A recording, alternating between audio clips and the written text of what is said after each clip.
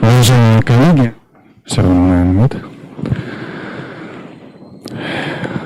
Уважаемые коллеги, мы рады вас приветствовать на втором очном туре республиканского этапа всероссийского конкурса «Учитель года», который включает в себя несколько испытаний. Первое испытание – это мастер-класс, который состоится сегодня, ну а завтра уже классный час.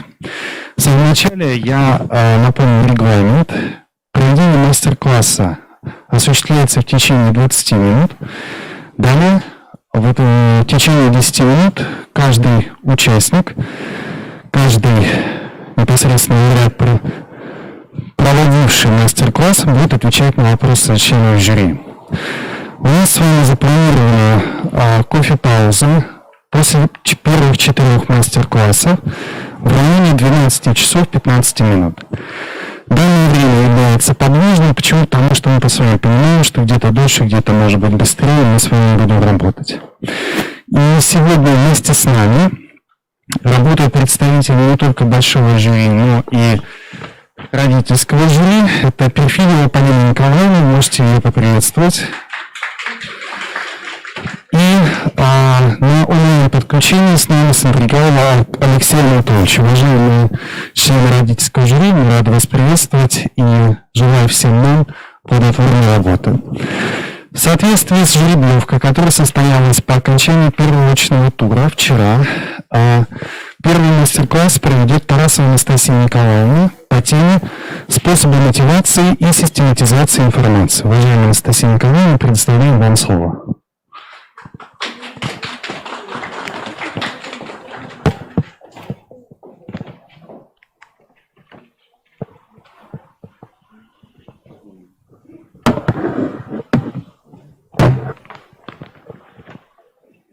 Здравствуйте, уважаемое жюри, уважаемые...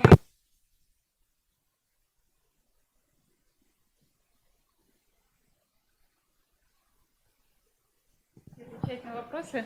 Мне плохо слышно, да? Раз. По-моему, не работает. Скажите, пожалуйста, уважаемые гости, все, кто присутствует в нашем зале, какие условия нужно создать, чтобы урок прошел успешно? Как вы думаете, какие условия нужно создать, чтобы урок прошел успешно? Так. Угу. Так. Только ли из-за доброжелательности, комфорта урок получится успешным? Что еще нужно для учителя? Так, вызвать интерес, ну и самое-то главное. Конечно, хорошо подготовиться к уроку, это самое главное. И вот вызвать интерес. Остановимся вот на этом. Я бы хотела показать вам способ мотивации, который использую я на своем уроке. Для того, чтобы замотивировать учеников к деятельности, я использую такое наглядное пособие, называется это пособие «Карусель». Состоит из 2 частей, из основы и внутреннего круга, который крутится. Я ученикам могу задавать вопрос, например, определите, я буду называть слова, а вы определяете падеж, либо род, либо число этого слова, и мы пробуем и проверяем сразу по цветам, совпадают они у нас или нет. Конечно, непонятно это все на слух, и я хотела бы вам продемонстрировать вживую, как это происходит. Мне нужно 4 человека, фокус-группу. Кто хочет попробовать, как пользоваться этой каруселью?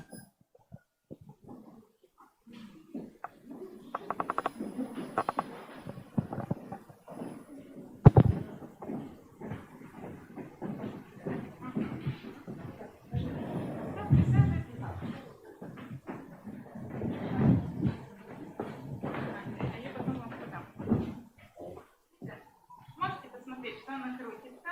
На обратной стороне цвета, постоянно они меняются. Обратите внимание, что на внешнем круге есть красная точка. А я не смогу держать. Да. На внешнем круге есть точка, и на внутреннем круге есть стрелочки. Сейчас я буду вам задавать вопросы, задания, а вы попробуйте задание это выполнить. найдите красными буквами мужской, женский и средний род. Я буду говорить слова, а вы будете определять род. И подводите стрелочку к точке. Стол. Проверим. Совпали цветы? Да, цвета к себе лицевой стороной. И можете подглядывать. Санаторий. Проверяем. Конституция. Совпали цвета. Море. Вот так просто, незатейливо можно использовать эту карусель. Сейчас я хочу вам дать задание. Надеюсь, вы меня поддержите и справитесь. Задание будет трудноватое. Я надеюсь, у вас все получится. На каждой карусели есть точки. Вам нужно придумать по своему предмету, что вы хотите проверить у ученика. Сейчас мы с вами это опробуем. Мы посмотрим, получится на вашем предмете использовать карусель или нет. Вот где точки, смело пишите ручкой какие-то критерии, которые вы хотите проверить. Вот, например, у меня там род, либо число, либо падеж, а вы можете придумать что-то свое. Работайте, а мы поработаем с залом. На доске у меня представлен способ систематизации информации. Как вы думаете, в виде чего представлена информация? Тут главное понятие, стрелочки. Здесь опять два понятия, и от каждого еще идут стрелочки. В виде чего представлена данная информация? Схема, еще кто-то сказал, и мне послышалось кластер. Это именно кластер. На уроке я использую интерактивную тетрадь, где ребята полученную информацию фиксируют в удобной для них яркой форме. Одна из страниц интерактивной тетради – это как раз кластер. Как вы думаете, в чем плюсы кластера? Уважаемый зал, в чем плюсы кластера? А вы работаете, вы не отвлекайтесь, вы уже готовы.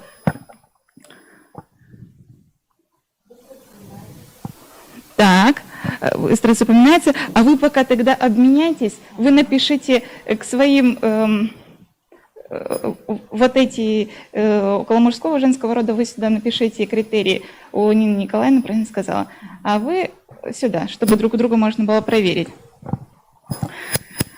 Так, тогда я вам помогу, если вы не можете сейчас ответить.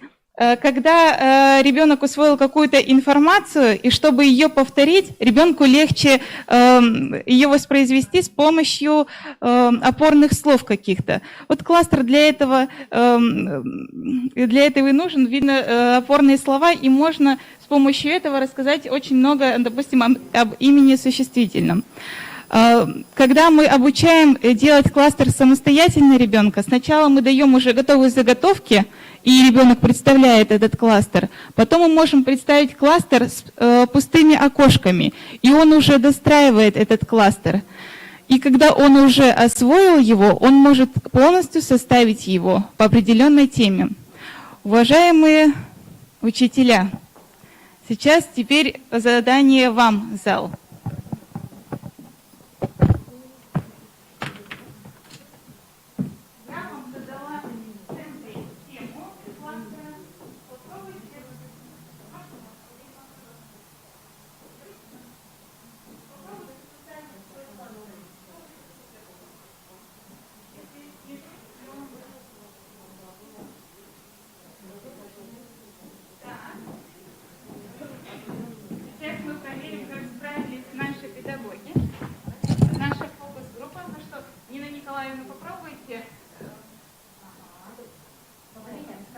Поменялись карточками, вы даете задание. Ему мне правильно сказала? Да. Попробуйте. По своей карточке. Да. Как было отвечать? И вы тоже ищите у себя. И вы ей должны показать, и она вам.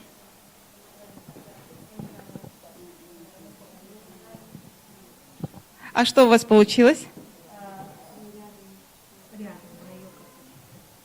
я должна была на ее карточке писать, да? Ага. А ничего страшного, пускай, давайте так попробуем. Как образовалась печать? Так, а что, нужно показать только цвет. И вы свой цвет показываете, и вы сравниваете. Так, задавайте следующий вопрос. Да, можете, да, так, хорошо придумали.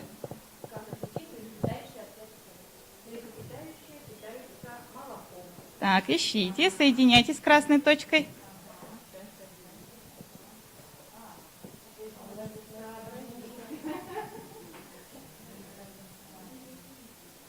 Ничего страшного. Это нормально. Вы первый раз увидели карусель. Спасибо, что вы попробовали. Давайте посмотрим, справилась ли у нас эта пара. Ничего не придумали, да? Вы просто смотрели, наверное, на эти пункты и думали, что что-то похожее надо сделать. Вот в чем было затруднение у вас, когда вы придумывали задание по карусели? Наверное, потому что мы разные предметы, Угу. немножечко трудновато. А вы хотели, чтобы вы друг друга поняли, да? Так, а у вас в чем была проблема? А если бы вы с этой каруселью были бы дома и сделали бы ее сами, как бы вы ее сделали? Какие-то были бы у вас затруднения и в чем? Ну, я думаю, мы бы сразу поняли, посидели, попробовали несколько раз, проэкспериментировали и научились бы делать правильно. Угу. На этой карусели можно еще добавить и буквы, и цифры. И даже можно проверять словарные слова. Я говорю слово, и они показывают букву в слабой позиции. И мы также сравниваем. Также по этим цифрам можно то, что не влезло в карусель, можно вывести на доску. Цифра 1 – это, например, сказуемое. И там, задаете вопрос, они вам показывают. Да, можно по цветам закрасить. Большое спасибо, фокус-группа. Можете проходить на свои места. А кто бы хотел представить свой кластер? Выйти к нам и рассказать, что у него получилось. Выходите.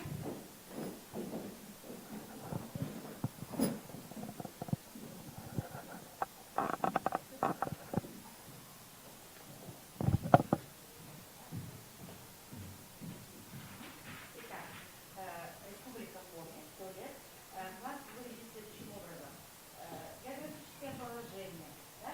Площадь, соседи, реки, административное население, национальности, количество. Природные ресурсы, газ, нефть, каменный уголь, лес. Культурное наследие, традиции, народные праздники, театры. Растительный мир, чуть-чуть не дописали, охраняемые виды, какие виды и так далее, ну, животных тоже знаю. Сколько уровней у вас получилось в классе? Много. Первый уровень – это центральный. Центральный, да? Да. Потом второй круг пошел и третий. У вас получилось 3 уровня у кластера. Большое спасибо. Пожалуйста. Хорошо поработали. Мне понравилось. Ну что, может быть, мы что-то не поняли, может, какие-то у вас остались вопросы. И вот сейчас я хотела бы проверить, я вам раздам сигнальные карточки.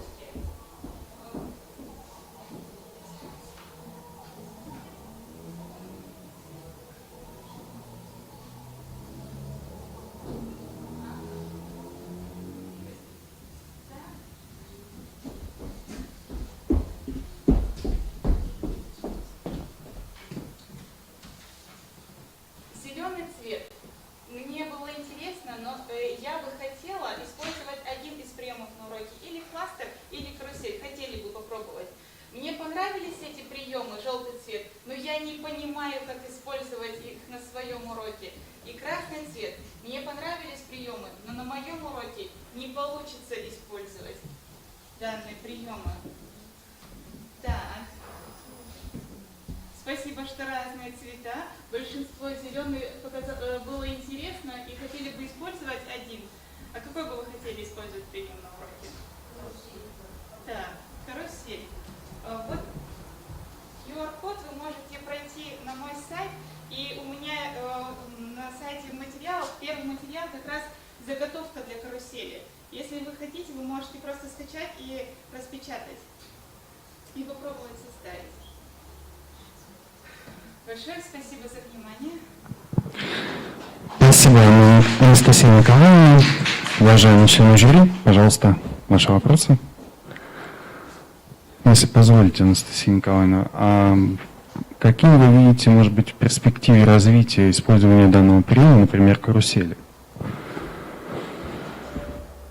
Как его можно изменить или что, как его можно Ну, перевести? можно видоизменить, можно перевести в иную форму и так далее.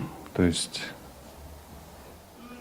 Форма может быть карусели даже в виде блокнотика.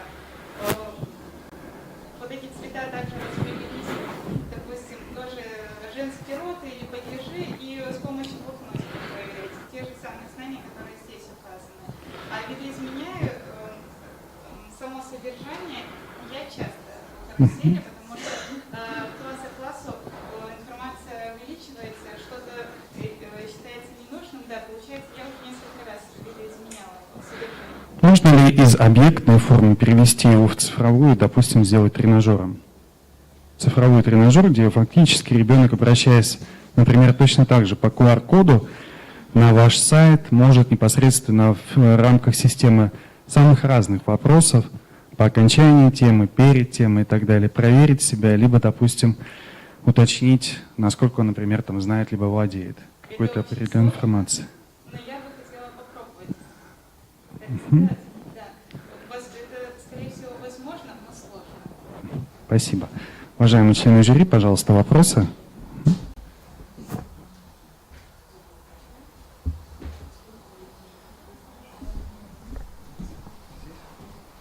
Уважаемые, да, мы приняли решение, что будет, конечно, да. Добрый день, Анастасия Николаевна, спасибо за мастер-класс. А скажите, пожалуйста, вот когда вы работаете с кластером, там же очень ценно, чтобы дети потом по кластеру тексты выстраивали. Вот с какими сложностями в практике вы встречаетесь при работе с кластером? Спасибо за ответ. Когда мы только начинаем его вводить и уметь им пользоваться, как раз есть это сложно, чтобы восстановить текст по нему и научиться им пользоваться. Вот это и есть сложность, чтобы произнести правильно, чтобы все было взаимосвязано, полный ответ, чтобы был.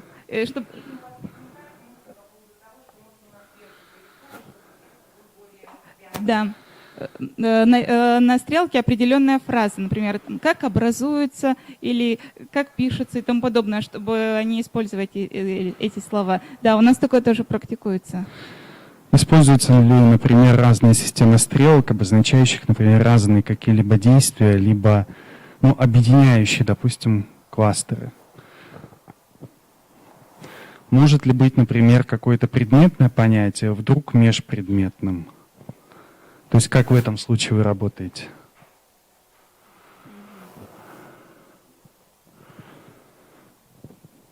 Если честно, не очень поняла вопрос. Мы говорим и очень часто слышим на методических мастерских, на уроках о том, что использование кластеров, по сути, это такой универсальный прием систематизации непосредственной информации. Но мы с вами понимаем, что понятия, которые изучаются, например, даже на разных, на смежных предметах и так далее, могут быть схожими.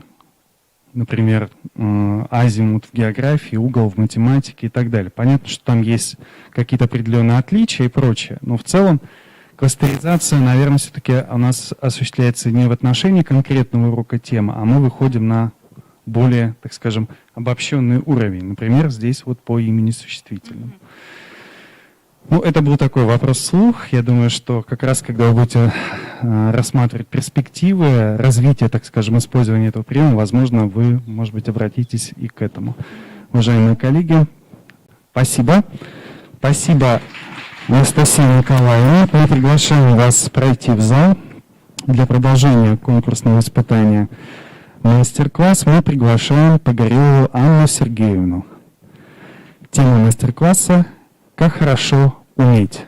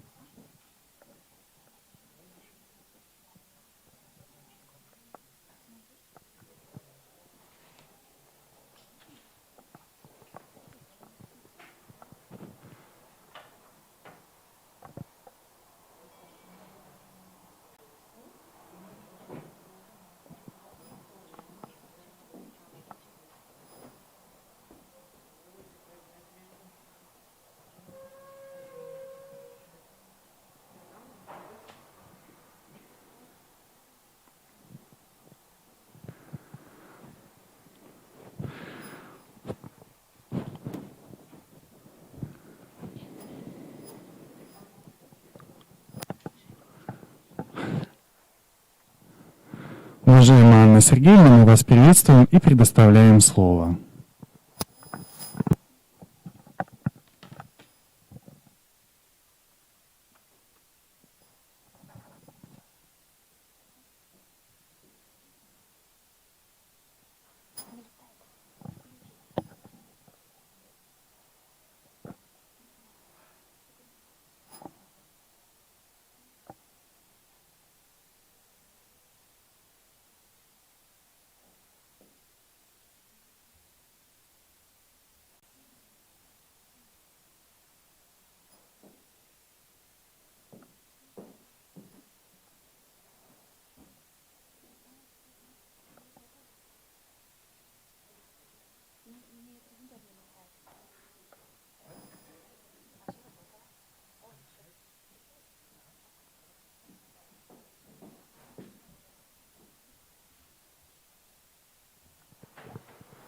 Все?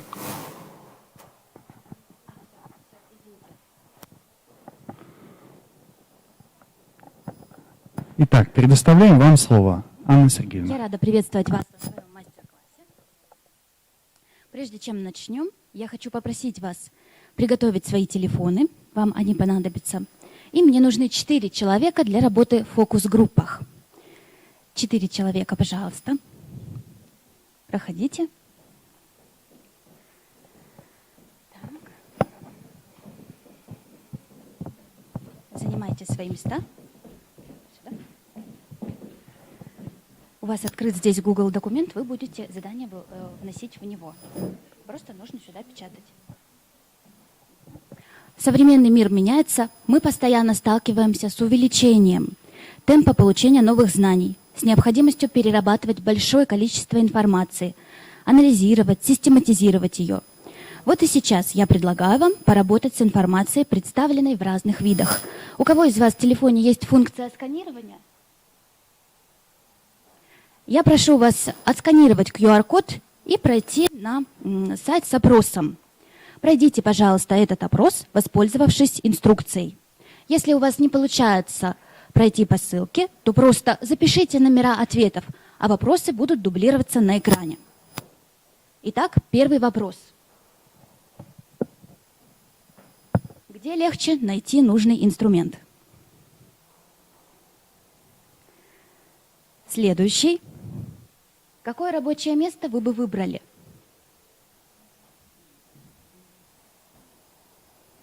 Третий вопрос. На каком стеллаже быстрее найти нужную книгу?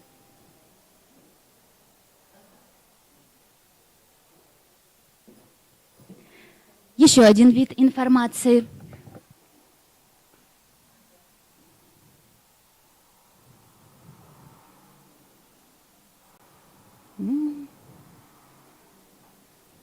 Звука нет.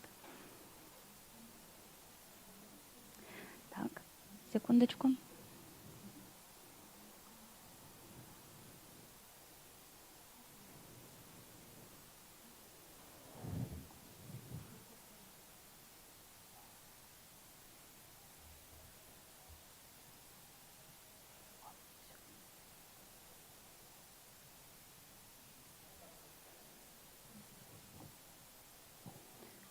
Звука нет.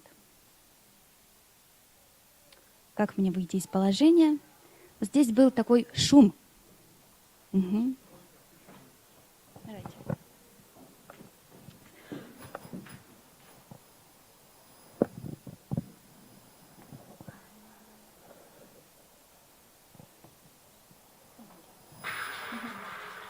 Спасибо. И вторую мелодию. Там еще есть в папке. Папочки.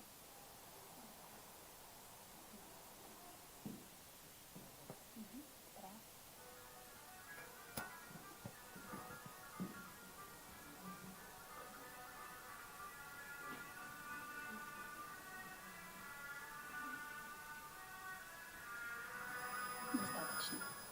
Какую звуковую дорожку вам было слушать приятнее? Выберите этот ответ. И последний вопрос. Следующий слайд.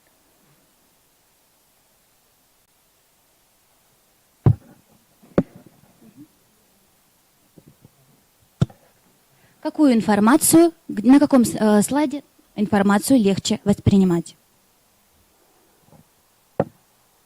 Я думаю, вы уже догадались, что все эти задания объединяют метапредметная тема, порядок и хаос.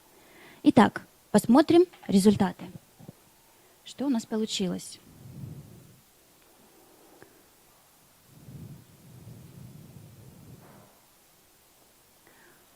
Первый и второй вопрос видим. Большинство выбирает второй ответ – порядок. Кому-то нравится и хаос. Третий, четвертый вопрос. На четвертый вопрос все выбрали второй ответ, второй музыкальный отрывок. И на пятый вопрос тоже большинство выбрали второй ответ.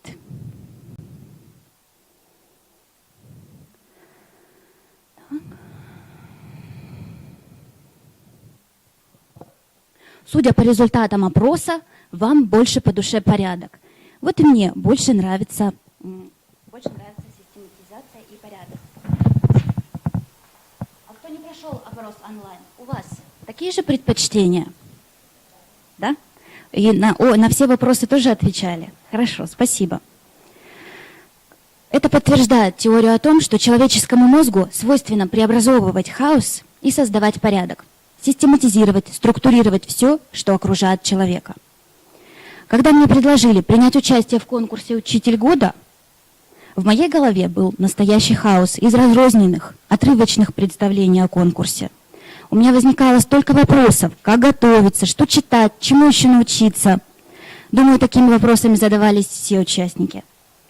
Гораздо легче подготовиться к конкурсу, имея четкий план перед глазами, по которому можно последовательно работать, отслеживая свои знания и умения, определяя этапы, цели, задачи. Вот и детям легче изучить большой объем информации, если она представлена структурированно, сжата. Потому что планируемые предметные результаты ООП, кодификаторы, учебники имеют подчас разные формулировки. Возникает необходимость создать такой универсальный, максимально отражающий содержание и все результаты инструмент. Таким структурно-логическим инструментом для меня стал рабочий лист. Структурный рабочий лист состоит из двух разделов. Первый раздел «Знаю», который содержит элементы предметного содержания в соответствии с темой раздела и урока. Второй раздел «Умею», в котором заложены учебные действия с предметным содержанием. При работе с этим листом учащиеся используют систему условных обозначений.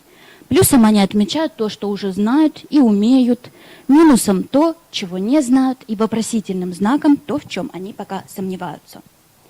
Для учащихся, начинающих изучать новый раздел темы урока, рабочий лист становится своеобразным тематическим кодификатором, на основе которого каждый ученик может определить свою цель, границы знания и незнания, спланировать личный путь продвижения по теме, осуществить рефлексию и понять, с каким багажом знаний, предметных результатов он должен подойти как ко внутренней, так и ко внешней оценке. Итак, фокус-группы начинают свою работу по созданию рабочих листов с использованием кейсов. Заполняйте, пожалуйста, и в Google документе. А мы пока давайте вспомним. Попробуем вместе с вами составить рабочий лист по подготовке к конкурсу «Учитель года». Давайте вспомним, какие этапы мы уже с вами преодолели. Какие этапы уже преодолели? Еще? Открытый урок? Мастер-класс пока еще не преодолели. Хорошо. Что, соответственно, должен знать учитель, готовясь к этим этапам? Чтобы выдержать испытание методическая мастерская, что вам понадобилось узнать?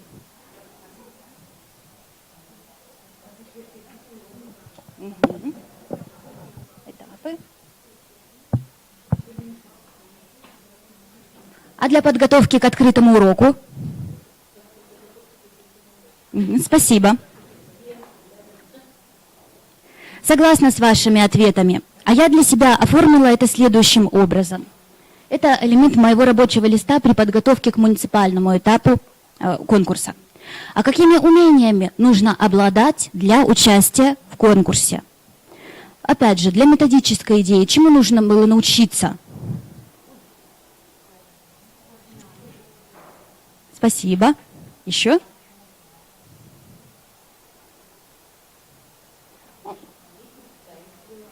Да, я согласна. У меня тоже, у меня ответы совпадают, они выглядят таким образом.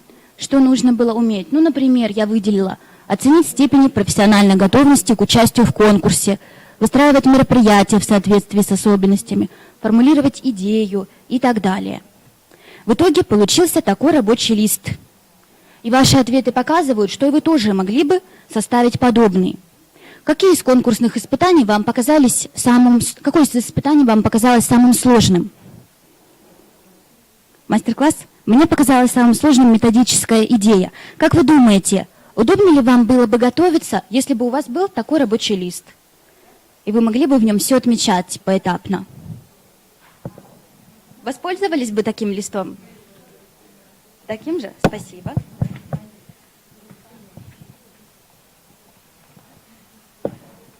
Дальше на экране вы видите пример очень актуального на сегодня рабочего листа по разработке рабочей программы воспитания на основе методических рекомендаций.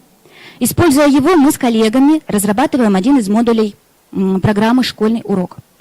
Результат нашей работы говорит об универсальности этого инструмента, возможности использования его не только в урочной, но и в неурочной деятельности. Пока я работаю с фокус-группами, предлагаю вам ознакомиться с его содержанием.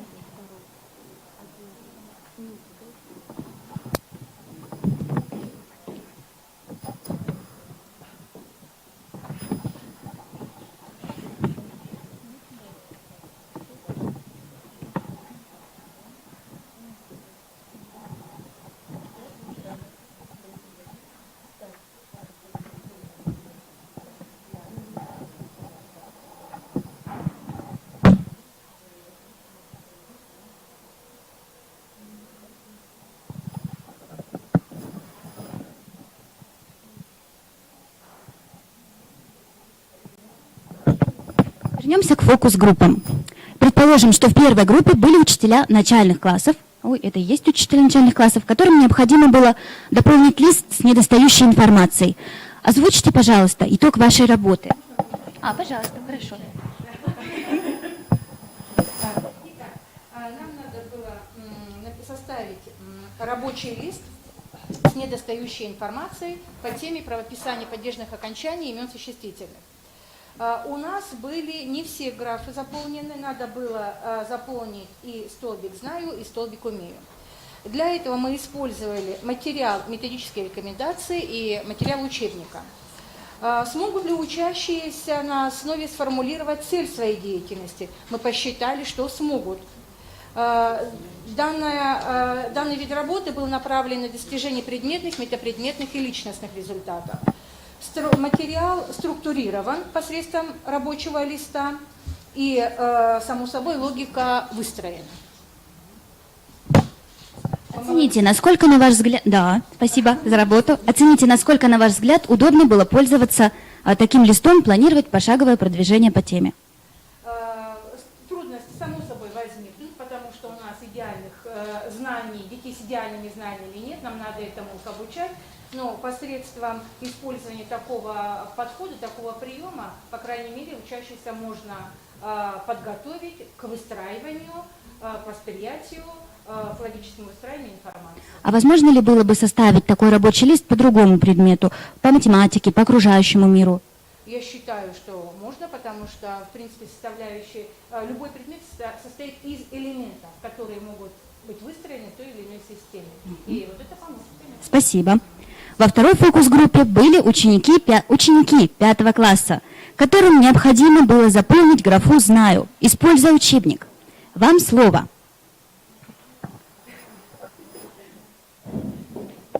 Так, у нас, значит, игра баскетбол, 5 класс. Умею излагать понятие баскетбол. Знаю игру баскетбол. Определяю, да, понятие игры баскетбол. Второе. Раскрывать взаимосвязь баскетбола со здоровьем, с гармоничным физическим развитием, физической подготовленностью. Есть баскетбол, взаимосвязь баскетбола и здоровья у нас есть, да? Следующее. Руководствоваться правилами профилактики травматизма во время игры. Знаю правила безопасности во время игры баскетбола, чтобы не допустить травм. Травм. Следующее. Индивидуальный отдых и досуг. Использовать занятия баскетбола для организации. Эта игра может быть доступна и детям, и взрослым. Да? Да. Так, следующее. Выполнять технические действия приема игры волейбол. Знаю основные приемы игры баскетбол. Спасибо большое. Работа этой группы еще раз подтверждает транслируемость инструмента на другие предметы. А теперь посмотрим. Так, мы посмотрели. Спасибо. Подводя итог, могу отметить, что инструмент помогает достичь всех планируемых результатов, заявленных государством в федеральных образовательных стандартах. Вернемся к теме мастер-класса.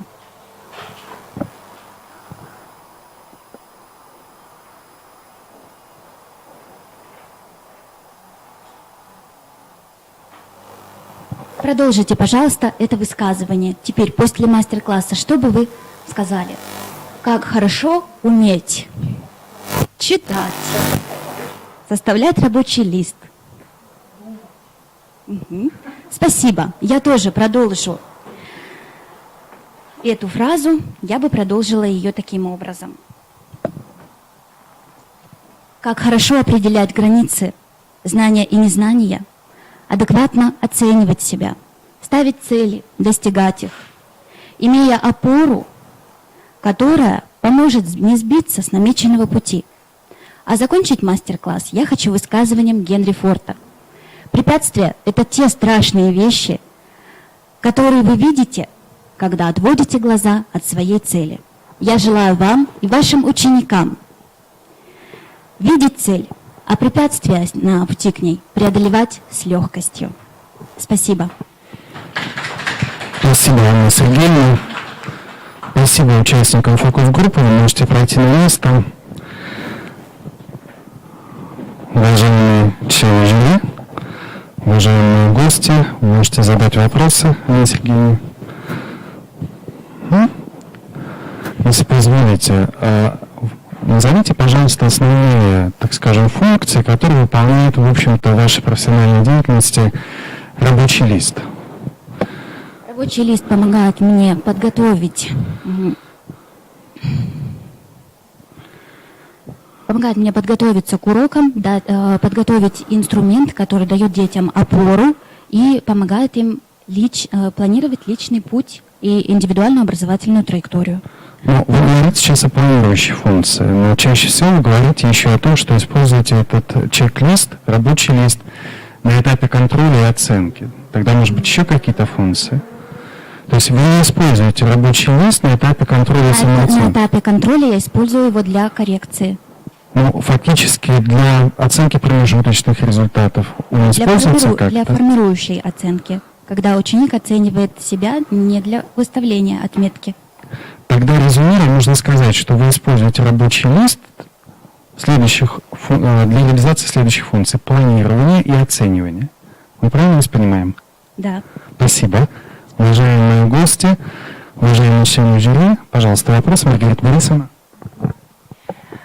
Анна Сергеевна, мы говорим сейчас, когда смотрим на ваш мастер-класс, о двух колонках, которые есть в рабочем листе. Это знаниевая часть и что умеет, да, ученик или учитель, как это умение формулирует. Следовательно, это деятельностная часть.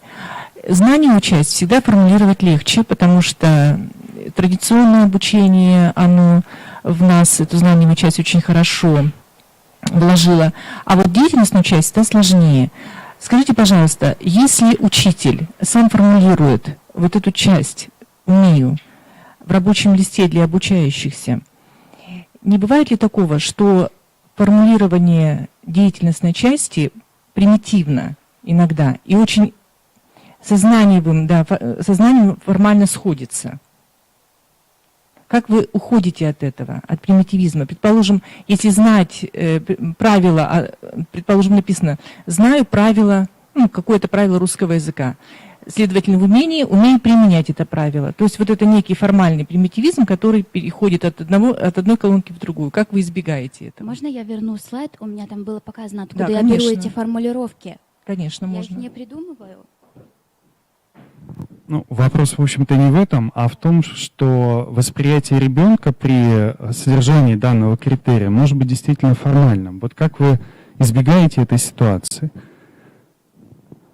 Потому что на уровне самооценивания, например, умея применять это правило, вот буквально что может означать для ребенка? Здесь на этом слайде, я думаю, видно, что эти формулировки не дублируют, они все взяты из планируемых результатов и учебных действий, и прямо оттуда скопированы. Анна Сергеевна, вопрос, в общем-то, не об этом. Давайте мы вернемся к тому, что этот лист, например, используют учащиеся. И при определенных обстоятельствах и особенностях, в том числе возрастных, психологических, индивидуальных и так далее, вы понимаете, что ребенок, например, в данной конкретной наличной ситуации не может проводить лексический анализ слова. Но при самооценивании он пишет, что он это делает. Так вот, вопрос был как раз о том, а как Спасибо. избежать, чтобы у субъекта учебной деятельности при формулировке подобного рода критериев умений, то есть деятельностной части, было адекватное восприятие, и это стало инструментом собственных учебных действий. Для этого в конце урока я провожу ведь экспресс-диагностику, и она показывает результаты. Вчера на уроке я старалась это продемонстрировать. Я опять неправильно, да, понимаю ваш вопрос? Да. Обучить, просто уточнение, как обучить себя учителю, других учителей, а здесь вы выступаете в роли мастера, да, формировать, да, вот именно те учебные действия, проектируемые обучающимся, которым он подводит. Разумеется, проводя просто экспресс-диагностику, да, вам же дети их не сформулируют самостоятельно. Это делает и проектирует всегда учитель. Вот об этом речь.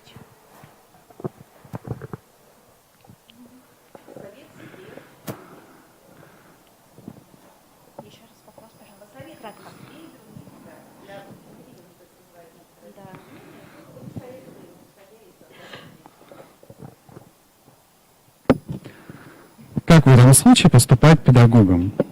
Ваш совет, ваша рекомендация на вашем мастер-классе?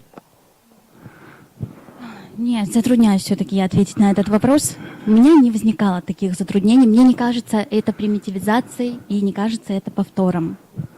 Угу. Угу.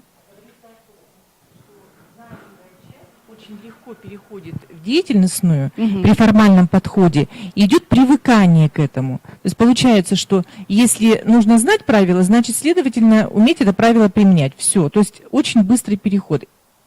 Есть ли какие-то еще иные способы формулировок, которые вы используете? Если нет, Другие нет, я не Другие нет. использую. Спасибо, уважаемые коллеги. Пожалуйста, вопросы? Нет вопросов. Мы благодарим вас, Анна Сергеевна. Пожалуйста, проходите в зал. Мы продолжаем конкурсное испытание мастер-класса, и для его проведения приглашаем Косолапову Анну Сергеевну. Тема мастер-класса — использование приема технологии Edutainment для повышения уровня мотивации учащихся.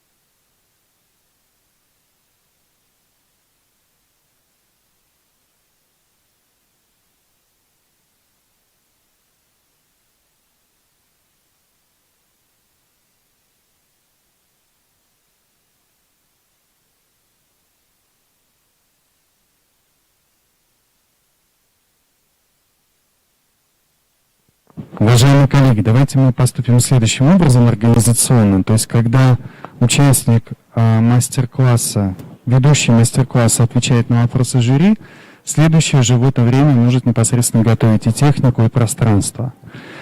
А также для тех, кто будет выступать после обеда, пожалуйста, проверьте возможности работы техники и так далее, чтобы не было таких заминок. Хорошо?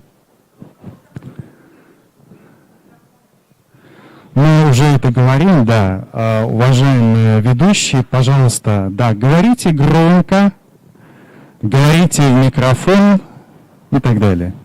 Так, чтобы проходящие мимо здания прохожие останавливались и слушали.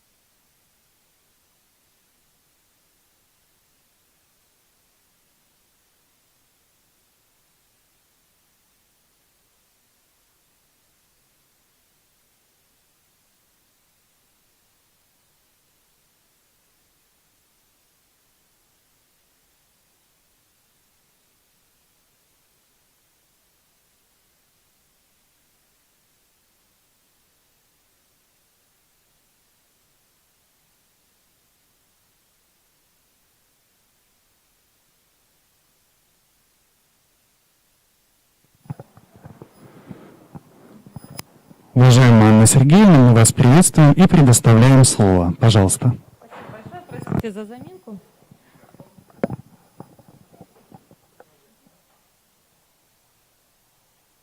Можно говорить, да? Хорошо. Здравствуйте, уважаемые жюри, участники конкурса и гости нашего конкурса. Меня зовут Косолапова Анна Сергеевна, я работаю учителем иностранных языков в гимназии номер 2 города Инты. Я думаю, что каждый из вас, каждый из нас, из педагогов, сталкивается с тем, для каждого из нас профессия вообще учителя, она безумно увлекательная, захватывающая, и каждый день она бросает нам вызов. То есть это могут быть различные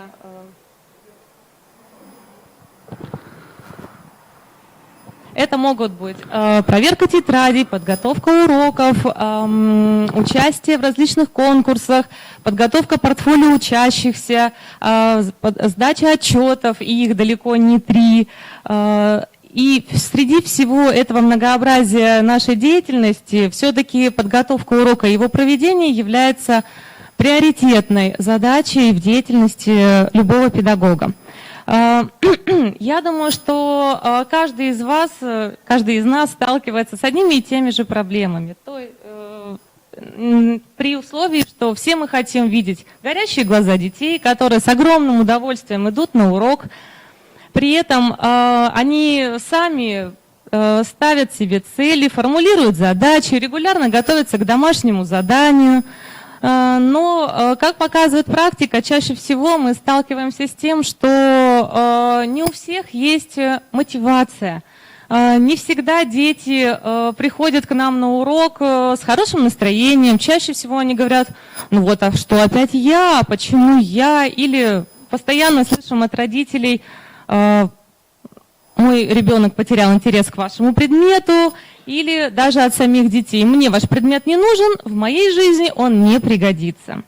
Я прекрасно понимаю, что одним мастер-классом не решить такие проблемы, но все-таки я бы хотела показать вам прием, который я использую в своей педагогической деятельности. И представляю вашему вниманию мастер-класс на тему использования приема технологии Edutainment для повышения уровня мотивации учащихся.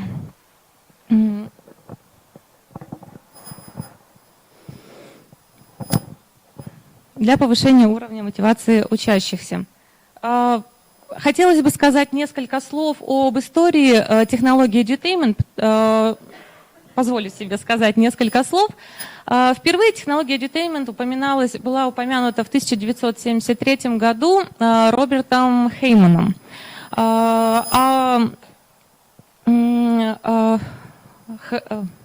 Ханафизан Хусейн сказал о том, что технология Edutainment представляет собой совокупность таких наук, как педагогика, психология и информатика. При этом немаловажным является то, что мы должны поддерживать мотивацию и учитывать возрастные особенности детей. Для этого педагог должен хорошо владеть своим предметом и мастерски владеть различными современными технологиями. Итак, сегодня я предлагаю вашему вниманию прием, который я использую в своей педагогической деятельности для повышения мотивации учащихся. Я прекрасно понимаю, что мало кто любит, когда его заставляют что-то делать, поэтому я предлагаю сделать выбор.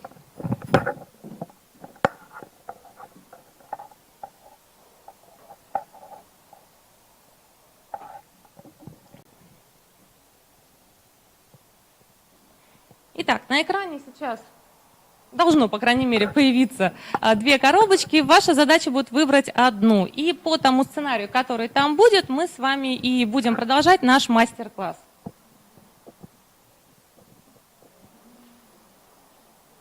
А?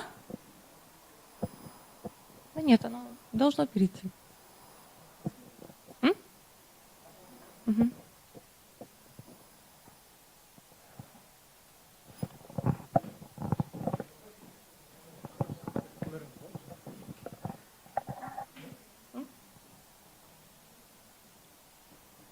Так зайдем. Итак, вот здесь, называйте выбор. Ага. Да.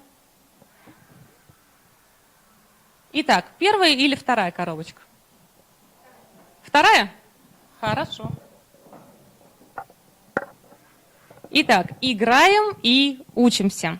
Я бы хотела пригласить сюда фокус-группу из 4 человек, которые помогут мне провести игру. Зал, конечно же, вы тоже можете участвовать.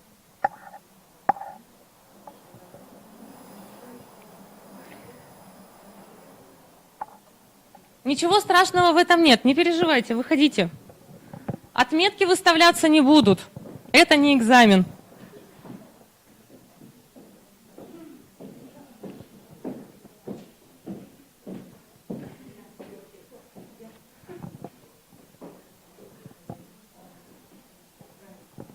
Спасибо большое участникам фокус-группы.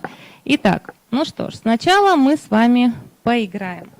Ну, если опять же у нас загрузится. Итак, я вам расскажу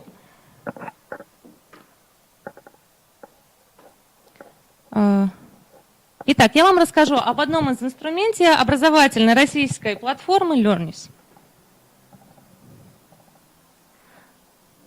Итак, для того, чтобы поучаствовать в игре, вам нужно будет выйти на сайт Learnis, он у вас загружен,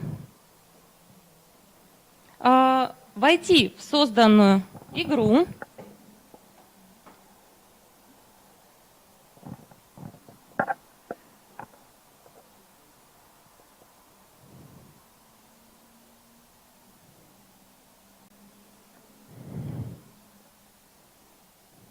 у вас должно появиться ввести номер игры.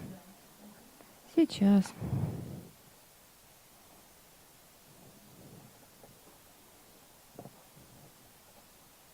Итак, вводим номер игры 388409. Есть еще возможность двум участникам подключиться к нашей игре. Зал, вы можете подключиться со своих гаджетов, со своих мобильных телефонов. Для этого вы заходите на сайт Learnis, нажимаете «Войти в созданную игру» и вводите номер игры для подключения.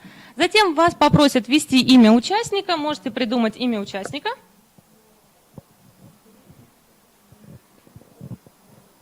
И на экране у нас должны появиться участники непосредственной игры.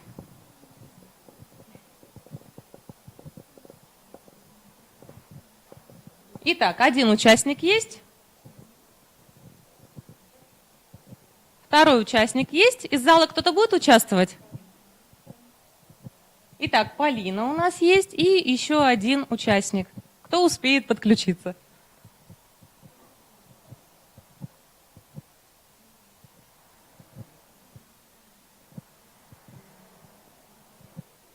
Итак, кто же этот счастливчик? Кто четвертый участник нашей игры?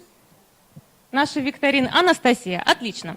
Итак, ну что, я думаю, что все вы имеете представление о том, что такое интеллектуальная игра викторина. Итак, вам необходимо будет выбрать категорию вопроса, стоимость вопроса, и как только вы будете готовы отвечать, вы нажимаете на любое место на экране, там, где у вас написано «Ответить», и мы ждем ваш ответ. Итак, ну что? Итак, мечты участника 300. Хорошо. О чем мечтал участник конкурса 13 апреля с 18:55? Кто готов отвечать, нажимайте на экран. Итак, учитель. Попасть в 8 финалистов. Согласны? Ну да, почему бы и нет. Итак, если у нас участник отвечает верно, ведущий нажимает плюс, и ему суммируются очки. Продолжайте, выбирайте категорию, выбирайте стоимость вопроса. Инструменты для дистанционного обучения. 200? 200. В названии какой платформы используется 33-я буква алфавита? Ольга?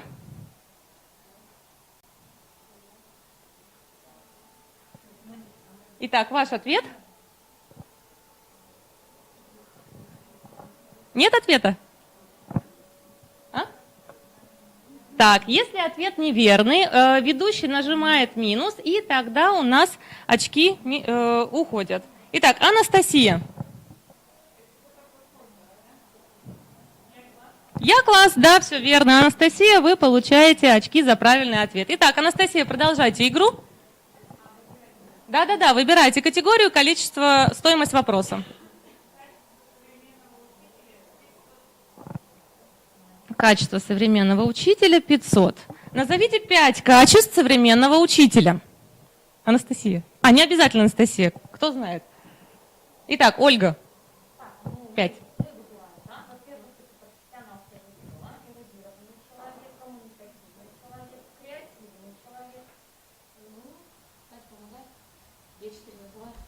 Ну, конечно же, умеющий понимать ребенка, любить детей. Согласны? Эмпатия. Итак, хорошо. Следующий вопрос. Выбирайте.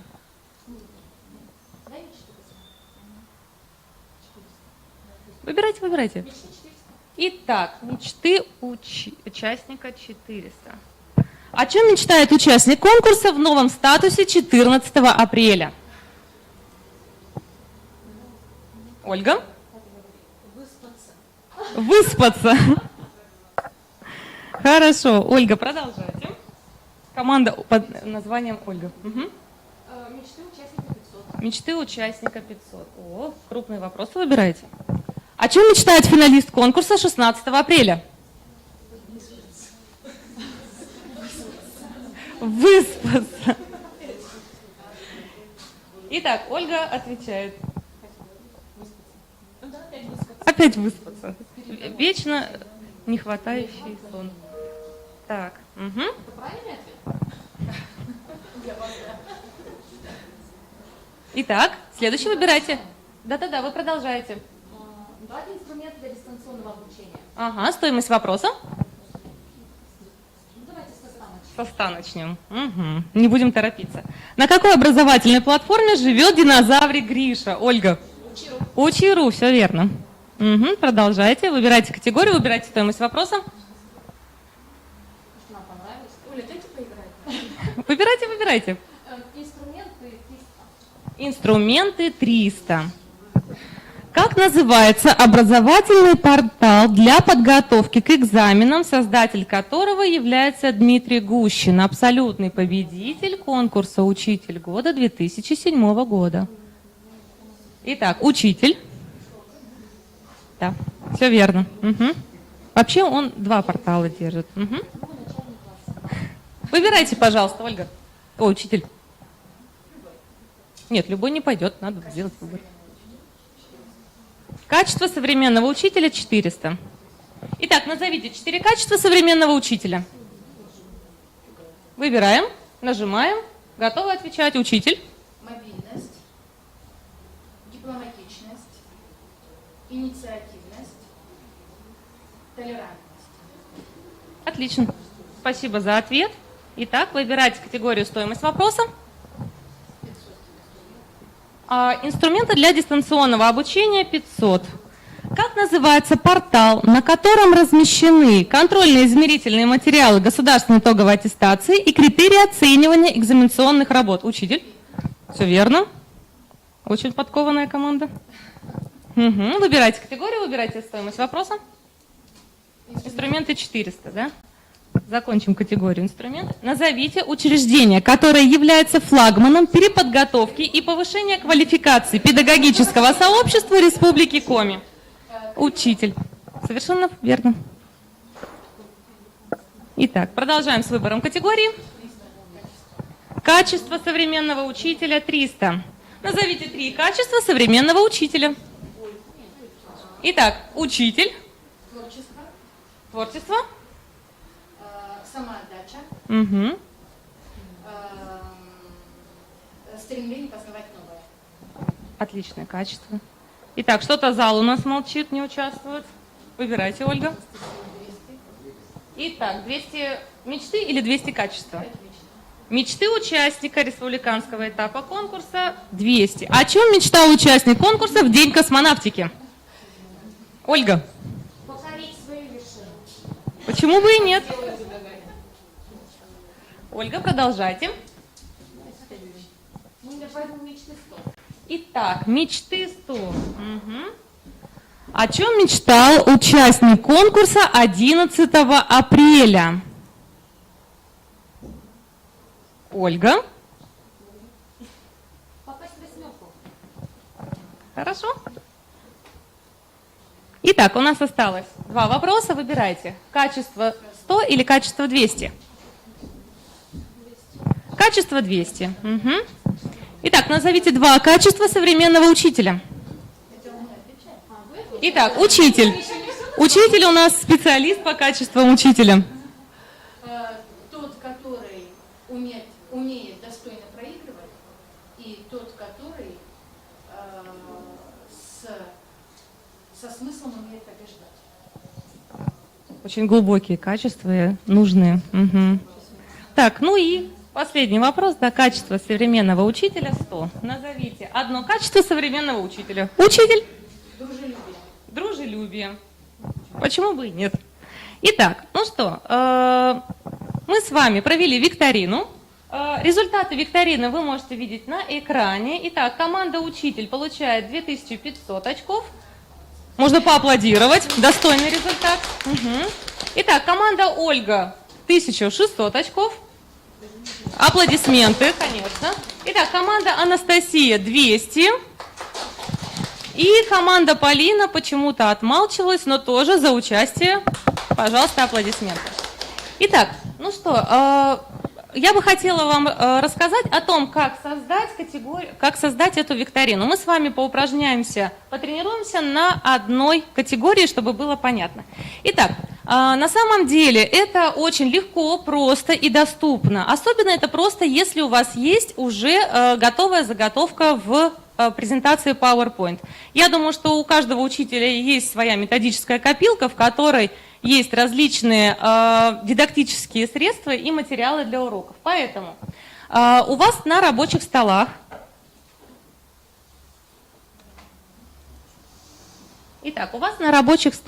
есть презентация под названием «Заготовка мастер-класса». На самом деле образовательная платформа Learnist, она достаточно простая в пользовании, и у нее достаточно понятный интерфейс. Главное, что нужно запомнить, что наша с вами презентация, точнее наш с вами материал, который мы будем выкладывать на платформу Learnist, должен быть в графическом формате, в частности в формате JPEG. Итак, для этого мы с вами сохраняем нашу презентацию через файл «Сохранить как». Можно на рабочий стол. У нас с вами есть вариант тип файла. Для этого мы выбираем рисунок в формате JPEG.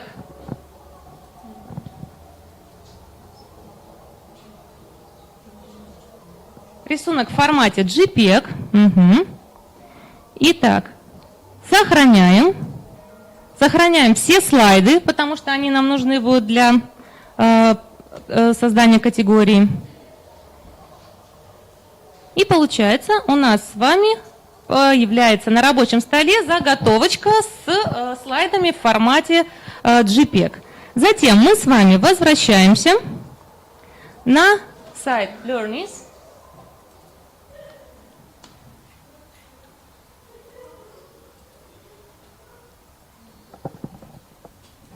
Итак, возвращаемся на образовательную платформу Learnist. Я попрошу вас зарегистрироваться для того, чтобы создать свой контент. Регистрация достаточно простая. Итак, мы нажимаем «Войти». От вас потребуется для регистрации имя, почта и пароль. Имя, почта и пароль.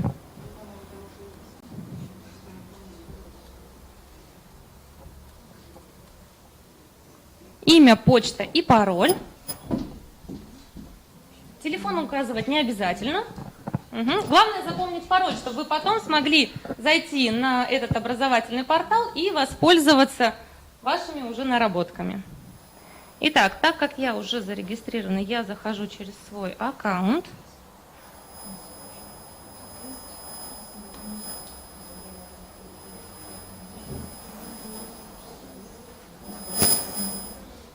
Итак, получилось?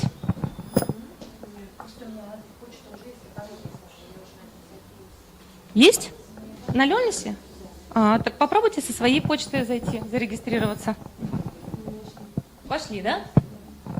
Так. Хорошо. Итак, будете пробовать? Почта и пароль. Есть у нас еще время подождать? Хорошо. Итак, для того, чтобы создать свой продукт, вам нужно нажать на вкладку «Продукты». Команда Ольга, которая у нас зарегистрировалась, нажимаем «Продукт». И здесь вы можете выбрать инструменты. Нас в данном случае интересует интеллектуальная игра «Твоя викторина». Нажимаем «Создать игру». Отлично.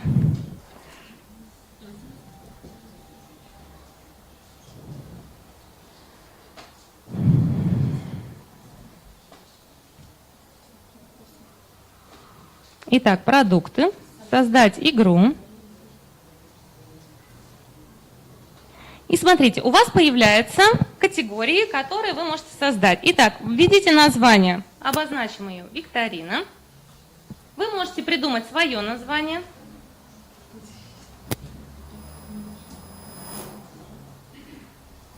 Затем, смотрите, что касается названия темы. Название темы – это и есть ваши категории, которые вы включаете в интеллектуальную викторину. Здесь мы тоже можете придумать любое название. Я, например, задам категорию «Учитель». И смотрите, чтобы загрузить наши с вами вопросы, мы с вами нажимаем на загрузку, выбираем место сохранения нашей с вами презентации в формате JPEG. Это у нас был рабочий стол. Так.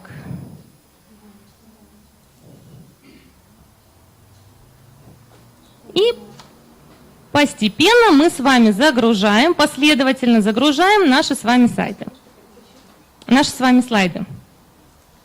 Здесь самое главное не запутаться в последовательности, чтобы потом не было каких-то недоразумений. Итак, третий слайд загружаем.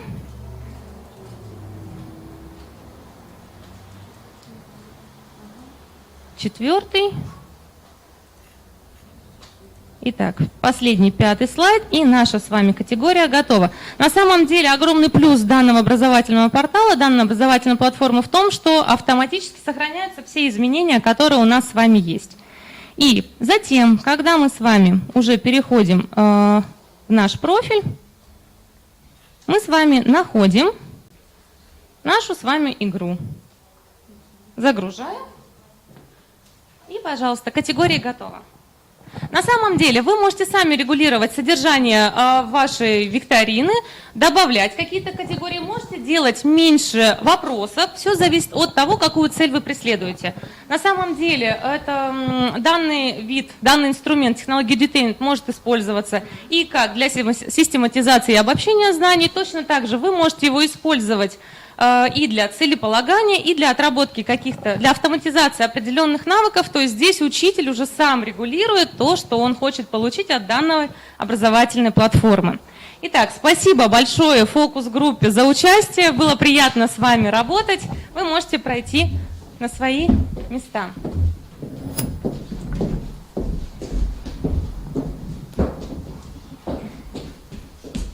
Итак, подводя итог вышесказанному, мне бы хотелось обратить внимание на то, что данный образовательный ресурс и, в частности, инструмент технологии edutainment под названием «Интеллектуальная викторина», он достаточно простой и доступный. То есть учителю, который работает на этой платформе, не обязательно владеть какими-то определенными сверхъестественными навыками программирования. Все достаточно просто, интуитивно, то есть вы сами могли, в принципе, убедиться. Потому что на данном мастер-классе мы буквально за 2-3 минуты создали категорию и подготовили вопросы. Главное, чтобы была заготовка в формате презентации. Затем, данный инструмент не требует много времени, то есть, опять же, о чем я и говорю, есть заготовка, сохранили в формате JPEG, подгрузили, все, у вас готов ресурс для работы на уроке, который вы можете использовать как на уроке, так и во внеурочной деятельности, а также и в качестве домашнего задания. Это уже все зависит от учителя. Затем, работает на всех интерактивных панелях и не только. Сейчас вы убедились, что у нас с вами не интерактивная панель, а экран. Просто немного по-другому придется вести себя учителю, то есть он будет переключать либо с мышки, либо с радиомышки. Затем, возможность использования в урочной и во внеурочной деятельности, как я уже об этом сказала. Адаптирован для учащихся первых 11 классов. Опять же, тут учитель сам подбирает содержание в зависимости от возрастных особенностей учащихся и от материала, то есть все равно мы с вами работаем по программе, то есть то, что мы должны донести до детей, то, чему мы должны научить детей, у нас определено в программе, от нее мы отступать не можем. Да? И способствует повышению уровня мотивации, я думаю, это было видно, то есть тут еще и может быть соревновательный интерес, особенно когда в командах в классе работает. данные викторины. И последний пункт – это универсальность. То есть я могу сказать, что я работаю с иностранными языками, но в принципе, как вы могли видеть, данный инструмент, он может использоваться на любом предмете, абсолютно на любом предмете. И для учителей начальных классов, и для предметников основной и старшей школы. То есть в этом, конечно, абсолютно несомненный плюс данного инструмента технологии edutainment. Я очень надеюсь, что инструмент, который вы сегодня увидели и которому даже попробовали научиться, пригодится вам в вашей педагогической деятельности.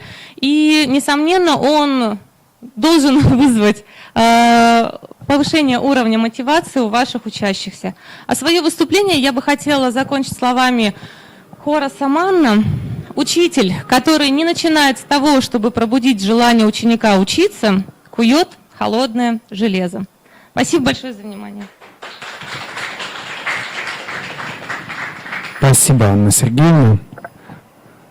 Уважаемая Екатерина Сергеевна, вы можете начать подготовку.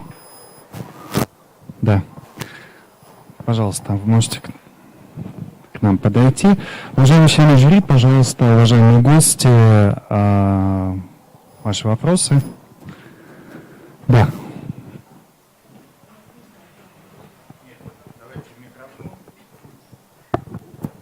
Добрый день, Анна Сергеевна, спасибо за мастер-класс. Эту платформу мы очень хорошо знаем. Во всяком случае, в нашей школе точно.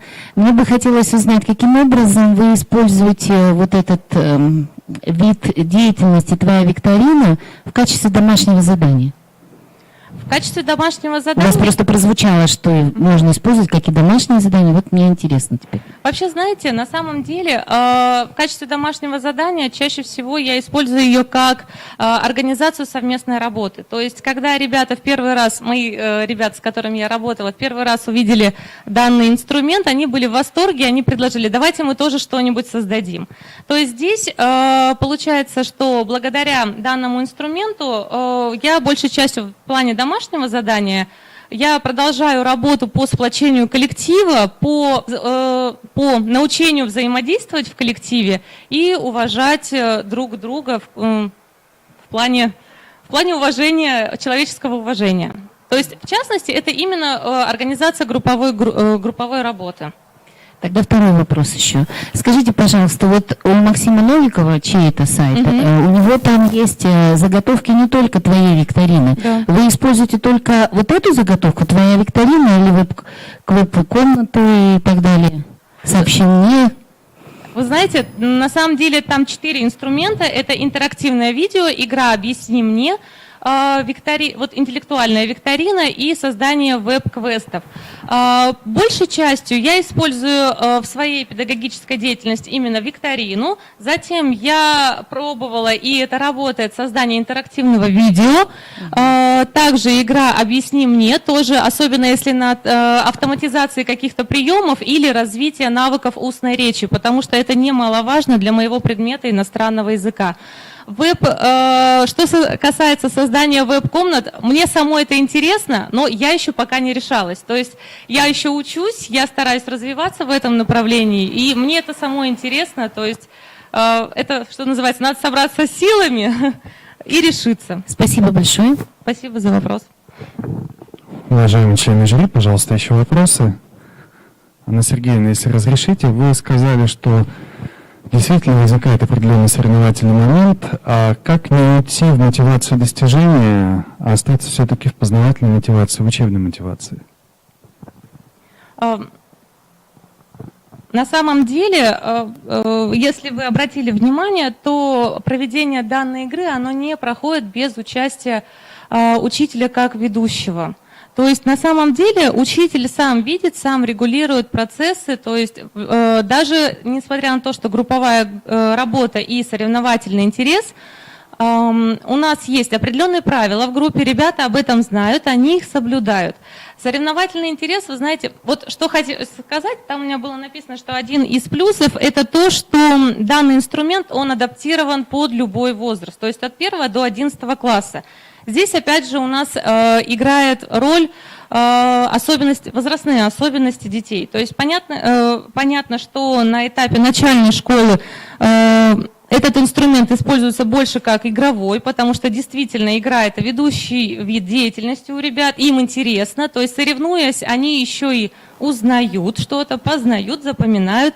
И, конечно же, сам учитель, он регулирует содержание данного контента. То есть я использую данную викторину не ради викторины, а ради все-таки учения с развлечением.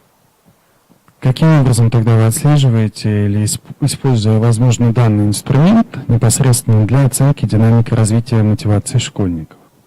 На самом деле оценку я провожу не на каждом уроке, предположим, но если вы обратили внимание, тоже в данной игре у нас высвечивается количество очков, то есть в зависимости от участия и набора баллов, скажем так, очков, да, за игру, учитель тоже может выставлять критерии, даже может организовывать,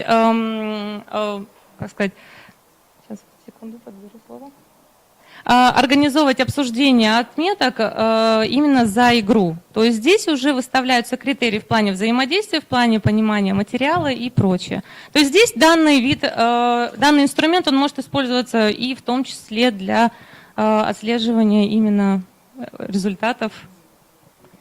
Анна Сергеевна, на методической презентации вы говорили о разных платформах, о разных сайтах, с которыми вы работаете, о разных совершенно инструментах. Но сегодня речь идет о викторине, поэтому вопрос про нее. Так как это все-таки уроки иностранного языка, как вы формируете речевую компетенцию обучающихся? Какие приемы вы используете? Потому что для того, чтобы играть, вот, используя этот инструмент, нужно говорить на иностранном языке. Каким образом вы обучаете, чтобы дети говорили на иностранном языке? Какие приемы используете? Спасибо за вопрос. На самом деле я проводила данную викторину и на иностранном языке, в том числе и с моими учениками, то есть они сами были участниками создания данной викторины. Вы знаете, в любом случае, любой урок, каждый урок в череде всех уроков, которые мы проводим в течение учебного года, он так или иначе развивает речевую и иноязычную коммуникативную компетенцию, потому что обучая иностранному языку, без этого просто никак. Потому что на самом деле главная цель нашего изучения иностранного языка – это научиться говорить. То есть если прием, постановка вопросов, например, то есть когда мы учимся с ребятами задавать вопросы, на самом деле это очень сложно, потому что чаще всего учащиеся выступают в качестве ответчиков на вопросы, поэтому постановка вопросов это достаточно сложно. Плюс это еще и то умение, которое проверяется на государственной итоговой аттестации в 11 классе, то есть одно из заданий устной речи – это именно постановка вопросов. То есть здесь, конечно, немаловажно. Мы тренируемся, ставим вопросы, работаем в парах, друг другу задаем вопросы. И как устно, так и письменно. То есть здесь все навыки тренируются и проверяются. Спасибо. Спасибо, Анна Сергеевна. Есть еще вопросы, уважаемые члены жюри? Нет. Уважаемая Анна Сергеевна, мы благодарим вас за представление мастер-класса. Спасибо. Пожалуйста, проходите в зал, а я предоставляю слово Филипповой Екатерине Сергеевне.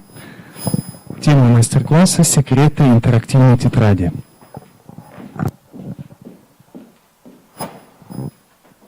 Добрый день, уважаемые члены жюри, гости, присутствующие все в этом зале. Меня зовут Филиппова Екатерина Сергеевна, я учитель начальных классов Большегаловской начальной школы. Тема моего мастер-класса «Секреты интерактивной тетради». Как все педагоги, я знаю, как много в нашей работе различных проблем. Но один вопрос мне не давал покоя. Почему мы проводим работу с детьми на уроках и во внеурочное время, стараемся дать детям много информации, а результаты оставляют желать лучшего? Одной из важнейших проблем является неспособность детей к запоминанию. Согласитесь, ведь это так.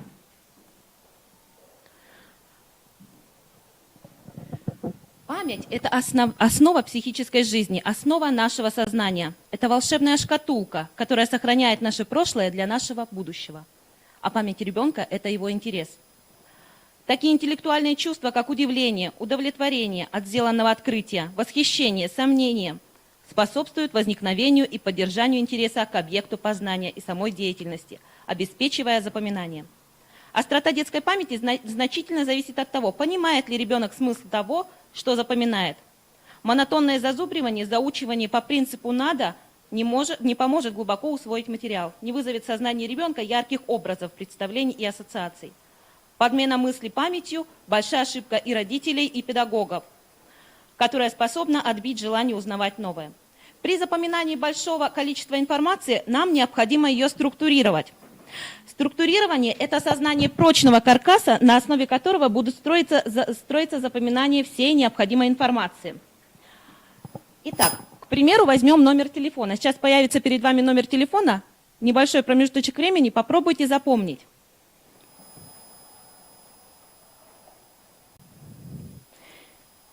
Итак, чтобы запомнить его в таком виде, нужно будет сильно постараться. Может, у кого-то получилось?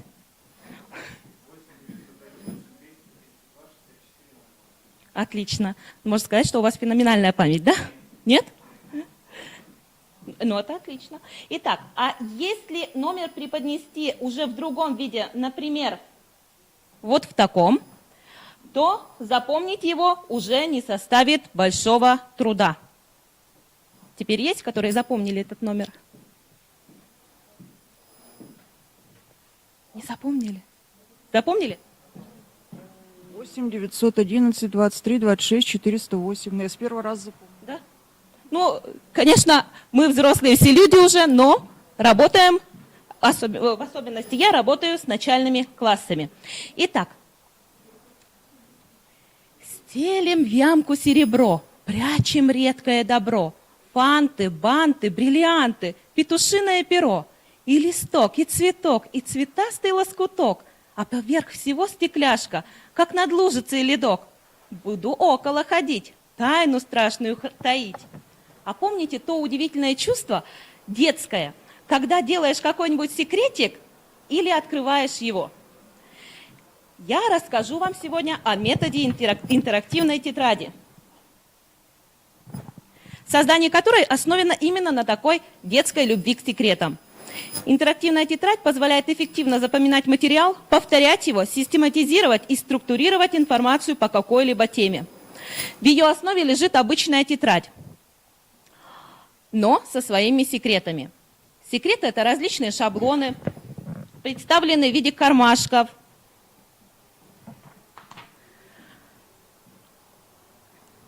мини-книжек, подвижных деталей, которые очень нравится открывать детям.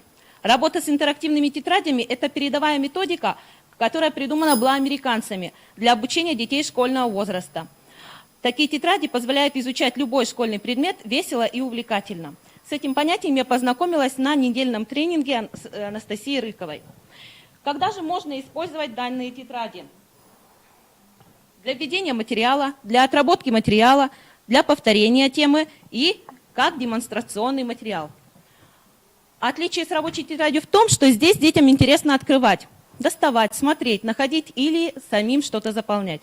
Также они могут вернуться и поиграть с кем-то. Возможно, вы уже слышали про интерактивные тетради, но они недостаточно еще широко используются в работе со школьниками, поэтому заслуживают внимания. Создание такой тетради – длительный процесс, растянутый по времени. Душа интерактивных тетрадей – это шаблоны.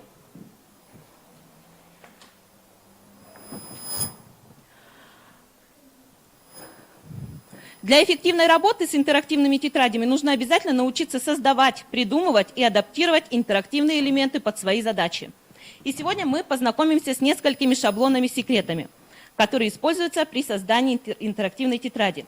Мне потребуется 2 фокус-группы по 2 человека. Пожалуйста.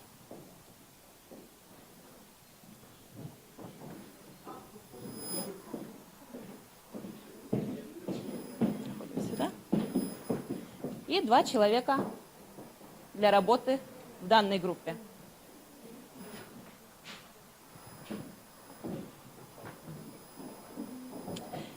Итак, данная группа будет работать по уроку окружающего мира, тема формы земной поверхности. Посмотрите, для вас даны сам текст учебника, заготовка, шаблон и, возможно, вам понадобятся картинки, а также клей и цветные ручки. А у вас тема Личные местоимения – это у нас 4 класс, раздел повторения личных местоимений. Вас я хочу проверить, насколько вы усвоили данную тему в 3 классе. Посмотрите, у вас 3 стороны оформлены, значит, работать вы будете именно с ними. Вот эта сторона остается незаполненной. Итак, пока наши группы работают, я немножко еще расскажу, а потом мы вместе с вами поработаем. Готовые шаблоны с картинками, текстами возможны. Возможно, пустые шаблоны для заполнения, а возможно, шаблоны, которые делают дети своими руками. Итак, перед вами шаблон «Цветок с лепестками» и стихотворение. Я предлагаю прочитать это стихотворение каждому сейчас про себя. Ой. Так, пожалуйста. Прочитали? Итак, давайте посмотрим, что же у нас будет в центре этого цветочка. Что будет в центре? Вы работаете тут? Что будет в центре этого цветочка? Что является самым главным? А что будет в названии у нас? Предложный падеж. Отлично. Итак, посмотрите. У нас остались 4 лепесточка. Нам нужно их заполнить. Как вы думаете, какую информацию мы внесем в эти лепесточки? Вопросы, отлично. Какие вопросы? О ком, о чем? Дальше. Предлоги, отлично.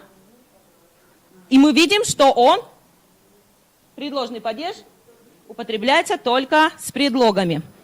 Если мы заглянем за этот лепесточек, можно записать те предлоги, с которыми употребляются имена существительные в данном падеже. Итак, дальше. Еще 2 лепесточка.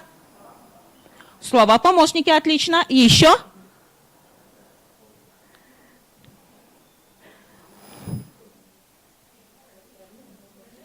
Итак, посмотрите, каким членом предложения является данная часть речи, да, в предложении. Итак, и слово «помощник». Посмотрите, данный цветочек приклеивается только вот этой основой. Лепесточки остаются неприклеенными. То есть, если ребенок немножко приоткрывает, там появляется его секретик. Данную часть дети обычно уже заполняют дома. Записывают те предлоги. Возможно, здесь приводят свои примеры.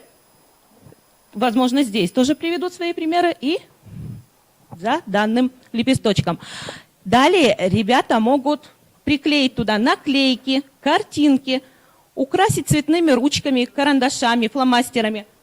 То есть проявить свое творчество. Итак, наши группы работают. Отлично. Все правильно. Угу. Сейчас я скажу. Итак, данная группа работает с 3D-шаблоном. То есть я вас не предупредила, но в дальнейшем эта наша пирамидка складывается и будет выглядеть вот таким образом. То есть ребенок может ее вытащить из тетради, собрать, посмотреть с 3 сторон, а затем, когда этот шаблон не нужен, можно его обратно убрать в интерактивную тетрадь. Итак, данная группа работает с шаблоном «Книжка с окошками». Отлично. Ребята, ну не ребята, да, в данном случае, коллеги, посмотрите. Возможно, чего-то у вас не хватает. Книжка называется «Форма земной поверхности». Но чего вам не хватает? Вы видите уже название этих форм земной поверхности? Специально спрятали? Отлично. Но их можно что еще сделать? Подписать, конечно же. Можно еще подписать.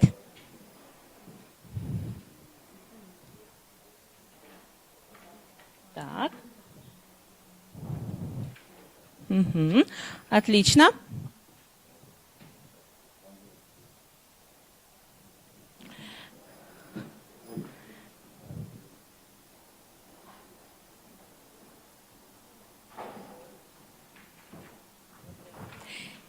интерактивная тетрадь – это не просто метод, помогающий закрепить и отработать полученные знания на уроке. Это полет фантазии, который может дать непредсказуемые результаты. Это исследование, которое, однажды начавшись, будет продолжаться всю жизнь. Ведь если в ребенке посеять зерно открытия и исследования, оно будет расти и увеличиваться. А задача учителя лишь придавать учащимся уверенности в своих силах и правильно мотивировать на открытие новых горизонтов. Итак, дописываем и представим ваш шаблон для интерактивной тетради.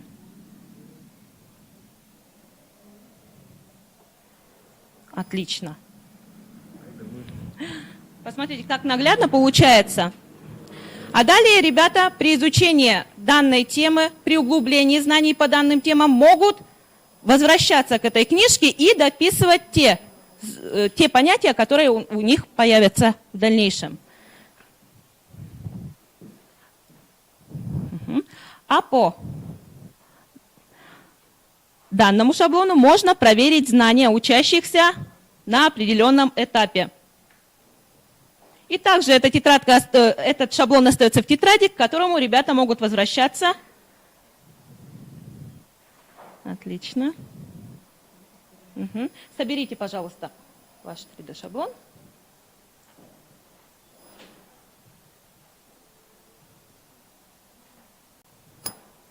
Угу. Отлично.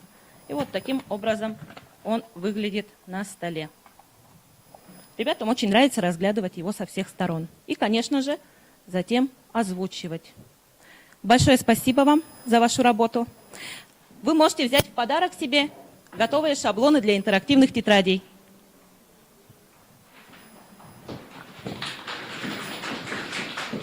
Спасибо, Екатерина Сергеевна. Уважаемые члены жюри, у нас есть возможность задать вопросы. Уважаемые гости, присоединиться к нам. Итак, да, Василий Юрьевич присаживается. Коллеги, вы назвали в данном случае свой мастер-класс как интерактивная тетрадь. Вот как вам кажется, в чем, собственно, заключается интерактивность данной тетради? Да? То есть чем, допустим, будет отличаться, например, тот же самый справочник, например, который включает самые разные темы, понятия и так далее, которые изучаются, например, в младших классах, от того, что вы предлагаете? Ну, во-первых, если смотреть справочники обычные, тетради с правилами, то там идут не мобильные элементы. В данном случае, возможно, даже кармашки, в которых будут отдельные карточки. Шаблоны всевозможные.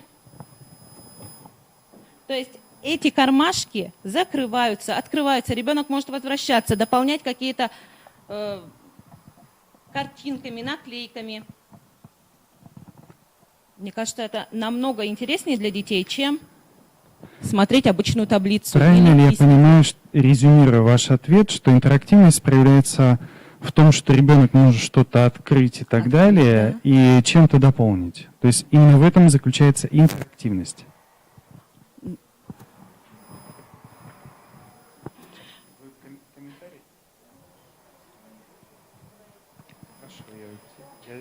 Ну, ребята могут еще друг с другом, конечно же, работать с этими шаблонами. Они могут дополнять шаблоны друг друга. Опять же, происходит общение и обмен мнением. А есть ли у вас в вашей профессиональной деятельности именно такой опыт, когда, в общем-то, интеракция вот в рамках обмена продуктами деятельности у вас, так скажем, организована или осуществляется? Конечно, происходит. Иногда детям задается на домашние задания. То есть дети берут на дом составить эту интерактивную тетрадь. Понятно, что на уроке времени не хватает. Нет, в отношении не его деятельности, а другого. Нет, продукта деятельности другого. Да, и когда ребята возвращаются уже на урок, мы сравниваем эти интерактивные тетради, шаблоны в интерактивных тетрадях. И еще у меня один вопрос. Видите ли вы какие-то перспективы в развитии данного приема в целом, интерактивная тетрадь? Можно ли здесь, например, использовать диджитал-технологии, когда фактически ребенок вот с этой интеракцией сталкивается, например, там, через экран и так далее?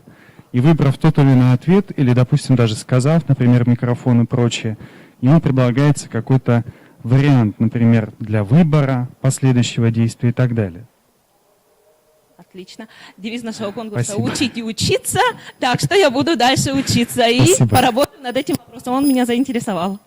Очень дипломатичный ответ. Очевидно, мой вопрос тоже будет скорее, да, в ракурсе обучения. Скажите, пожалуйста, Екатерина Сергеевна, извините, что сидя как-то встанем перед залом, наверное, не очень ловко. Скажите, вот ребята, да, работая с интерактивной тетрадью, в том числе используют, да, разные цвета для обозначений, наклейки и так далее.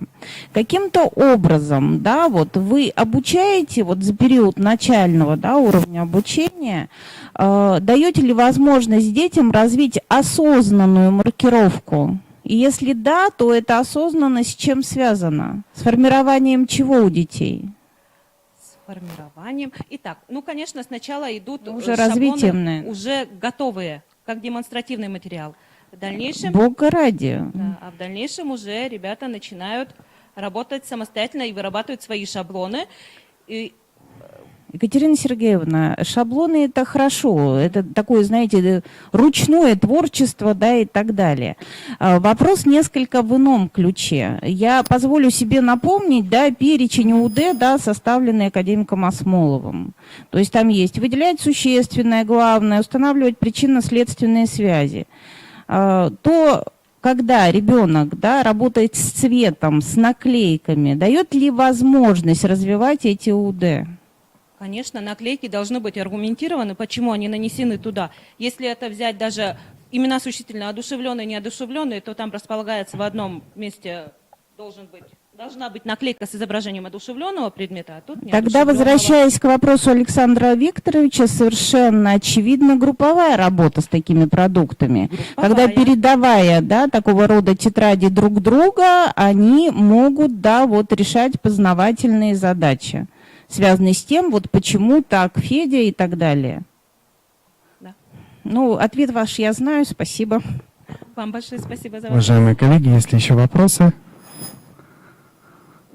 Спасибо, уважаемая Екатерина Сергеевна, за ваш мастер-класс. Уважаемые друзья, ну вот сейчас на моих пока, по крайней мере, часах 11:45. Я думаю, что полчаса для проведения, немножко отдохнуть, проветрить, подготовиться нам будет достаточно, поэтому мы продолжим нашу и трансляцию, и, соответственно, конкурсное испытание в 12 часов 15 минут. Объявляется перерыв.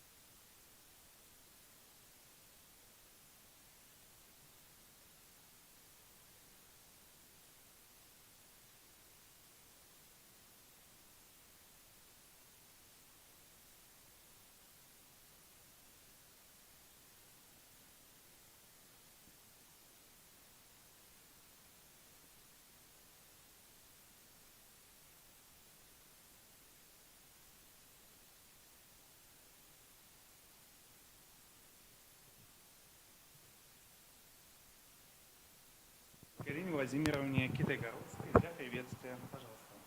Или вы просто хотели посмотреть? Хорошо. Тогда мы продолжим.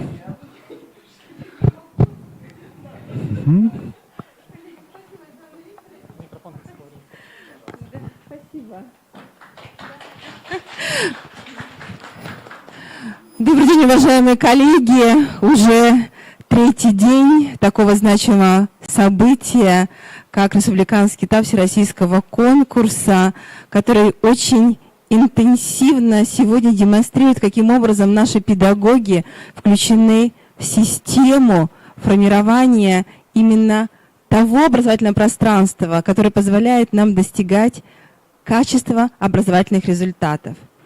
Да, сложные дни, но самое главное, что сегодня мы уже видим 8 лауреатов, которые готовы продолжать работать в течение последующих 3 дней. Что важно? Важно, что сегодня на нас смотрит профессиональная общественность, наши родители, у нас идет, коллеги, онлайн-трансляция. И мы понимаем, что такое профессиональное внимание, оно позволяет и нам, уважаемые коллеги, еще раз понять, что сегодня конкурс – это действительно важное событие, и оно в центре именно государственной образовательной политики. Ну а вам, дорогие наши конкурсанты, вот сейчас Нина Николаевна будет представлять, я хочу еще раз пожелать, будьте свободными, раскрепощенными, потому что именно от умения взаимодействовать и даже работать на камеру зависит, коллеги, очень многое. Вы действительно сегодня демонстрируете свои не только технологии, вы демонстрируете систему, и благодаря и первому испытанию, и второму вы это уже доказали. Нам предстоит еще сложных 2 дня, и я хочу пожелать жюри, чтобы действительно в течение этих непростых, трудных 3 дней вы смогли продемонстрировать профессиональный результат. Потому что теперь очень много зависит уже, коллеги, от вас, от вашего профессионального видения, от вашей профессиональной идеологии, от того, какое решение примете вы и кого мы в пятницу будем чествовать на закрытие нашего конкурса. Коллеги, я желаю вам всех благ, здоровья, пожалуйста, берегите себя, чтобы у вас было великолепное состояние и физическое, и эмоциональное, и психологическое. Удачи вам. Спасибо.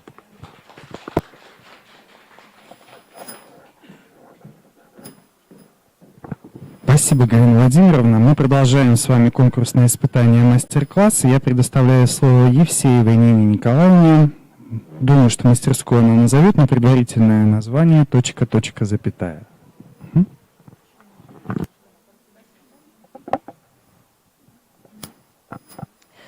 Добрый день, уважаемые коллеги, уважаемые участники и гости конкурса «Учитель года». Позвольте представиться. Евсеева Нина Николаевна, учитель русского языка и литературы Сосногорской школы номер 3. Любите ли вы смотреть мультфильмы так, как люблю это я? Простите за вольное цитирование слов Виссариону Белинского. Вы любите смотреть мультфильмы? Кто же их не любит? Так давайте с них и начнем. Внимание на экран.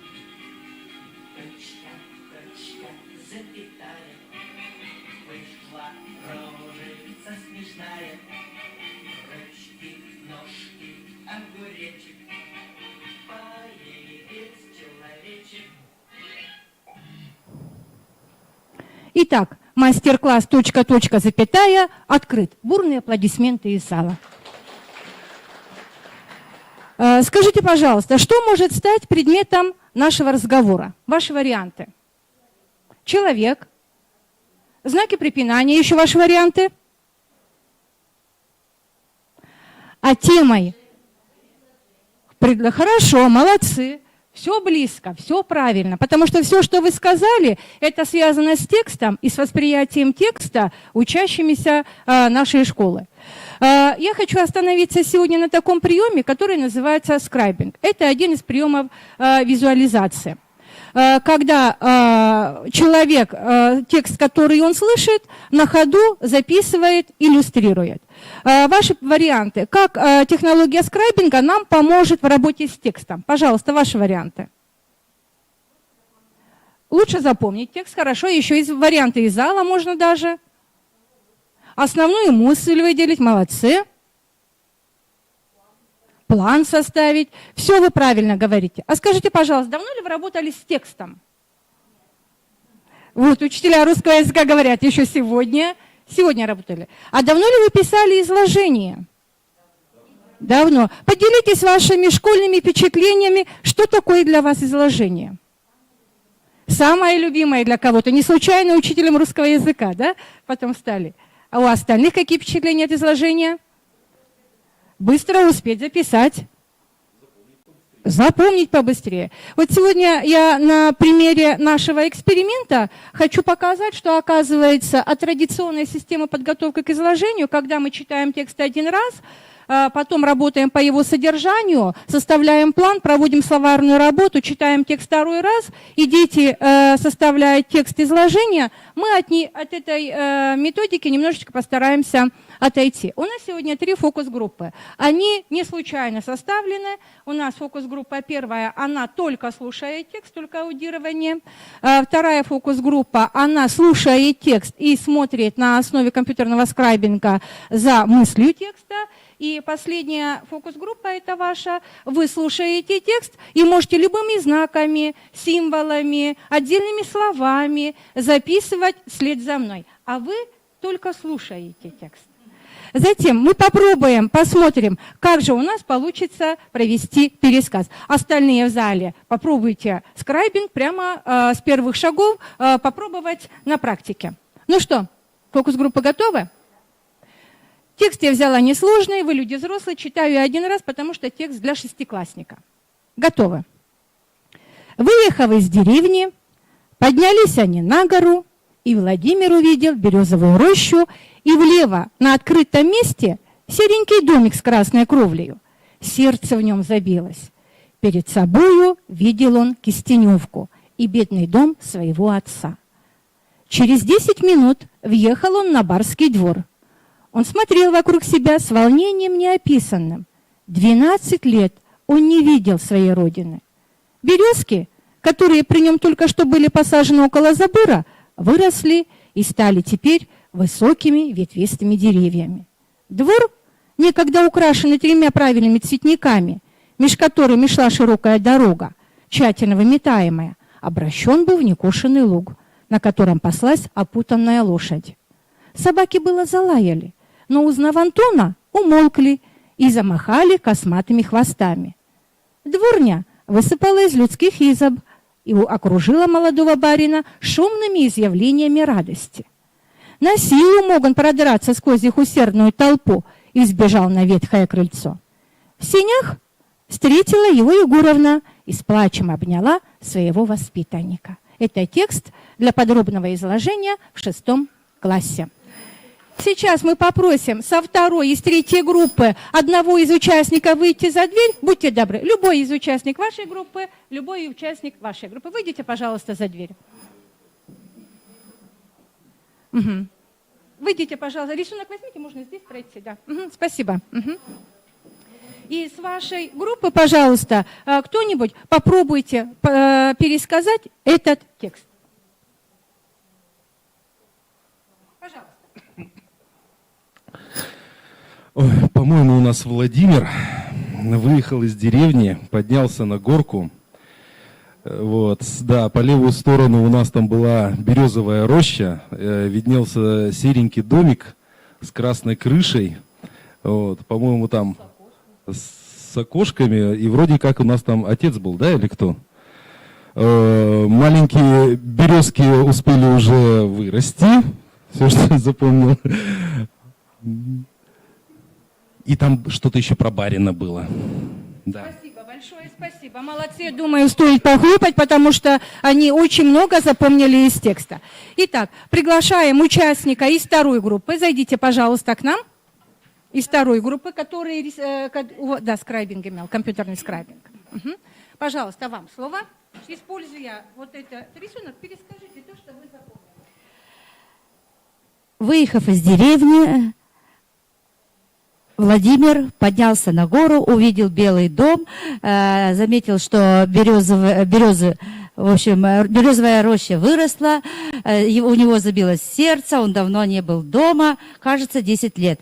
Затем он въехал на барский двор, в котором паслась лошадь, собаки было залаяли, но успокоились, потом вышли люди, значит, он зашел в дом, и его обняла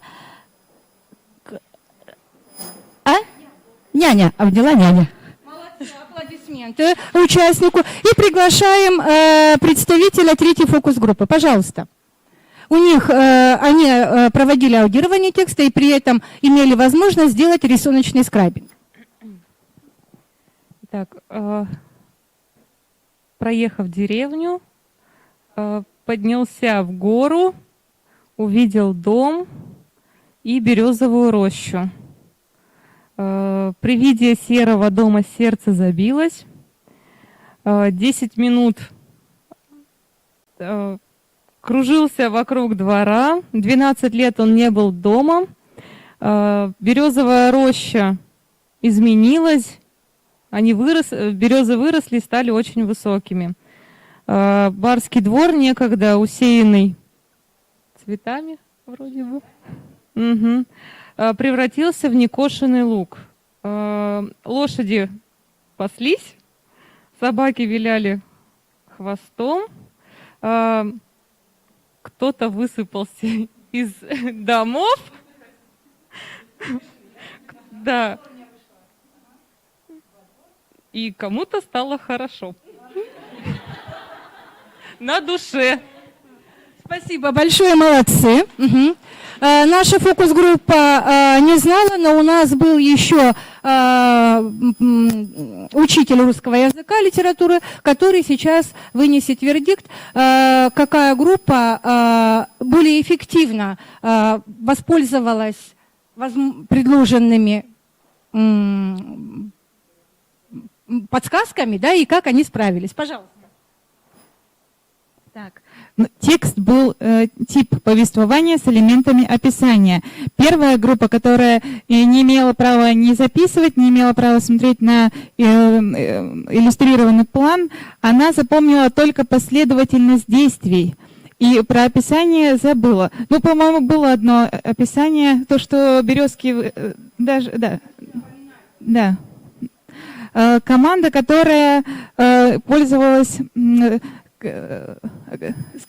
компьютерным скрепингом, она уже не только использовала повествование в своем пересказе, но и использовала описание, но не уловила некоторые факты. Вот третья группа повествования, использовали описание, добавились факты, такие чувства внутренние, что у меня забилось сердце, некоторые точные описания, как выглядели кусты, березки, вот так вот. Эмоциональное даже состояние запомнили. Спасибо большое нашему эксперту. Итак, вы на конкретном приеме поняли, что не обязательно текст вслед за учителем записывать словами. А если еще и техника письма не очень высокая, мы понимаем, что учащиеся, которые готовятся к воспроизведению аудированного текста, ну, они максимум, что напишут, это самое начало текста, и конец, скорее всего, будет, наверное, не описанными. Мы на конкретном примере сегодня заметили, что в 5-6 классе в ходе подготовки к изложению использование приема визуализации скрайбинг – это очень эффективный прием. Но неужели в 5 и 6 классе этот прием работает, а на этом судьба потом его заканчивается? Итак, предлагаю увидеть продолжение в мультфильме.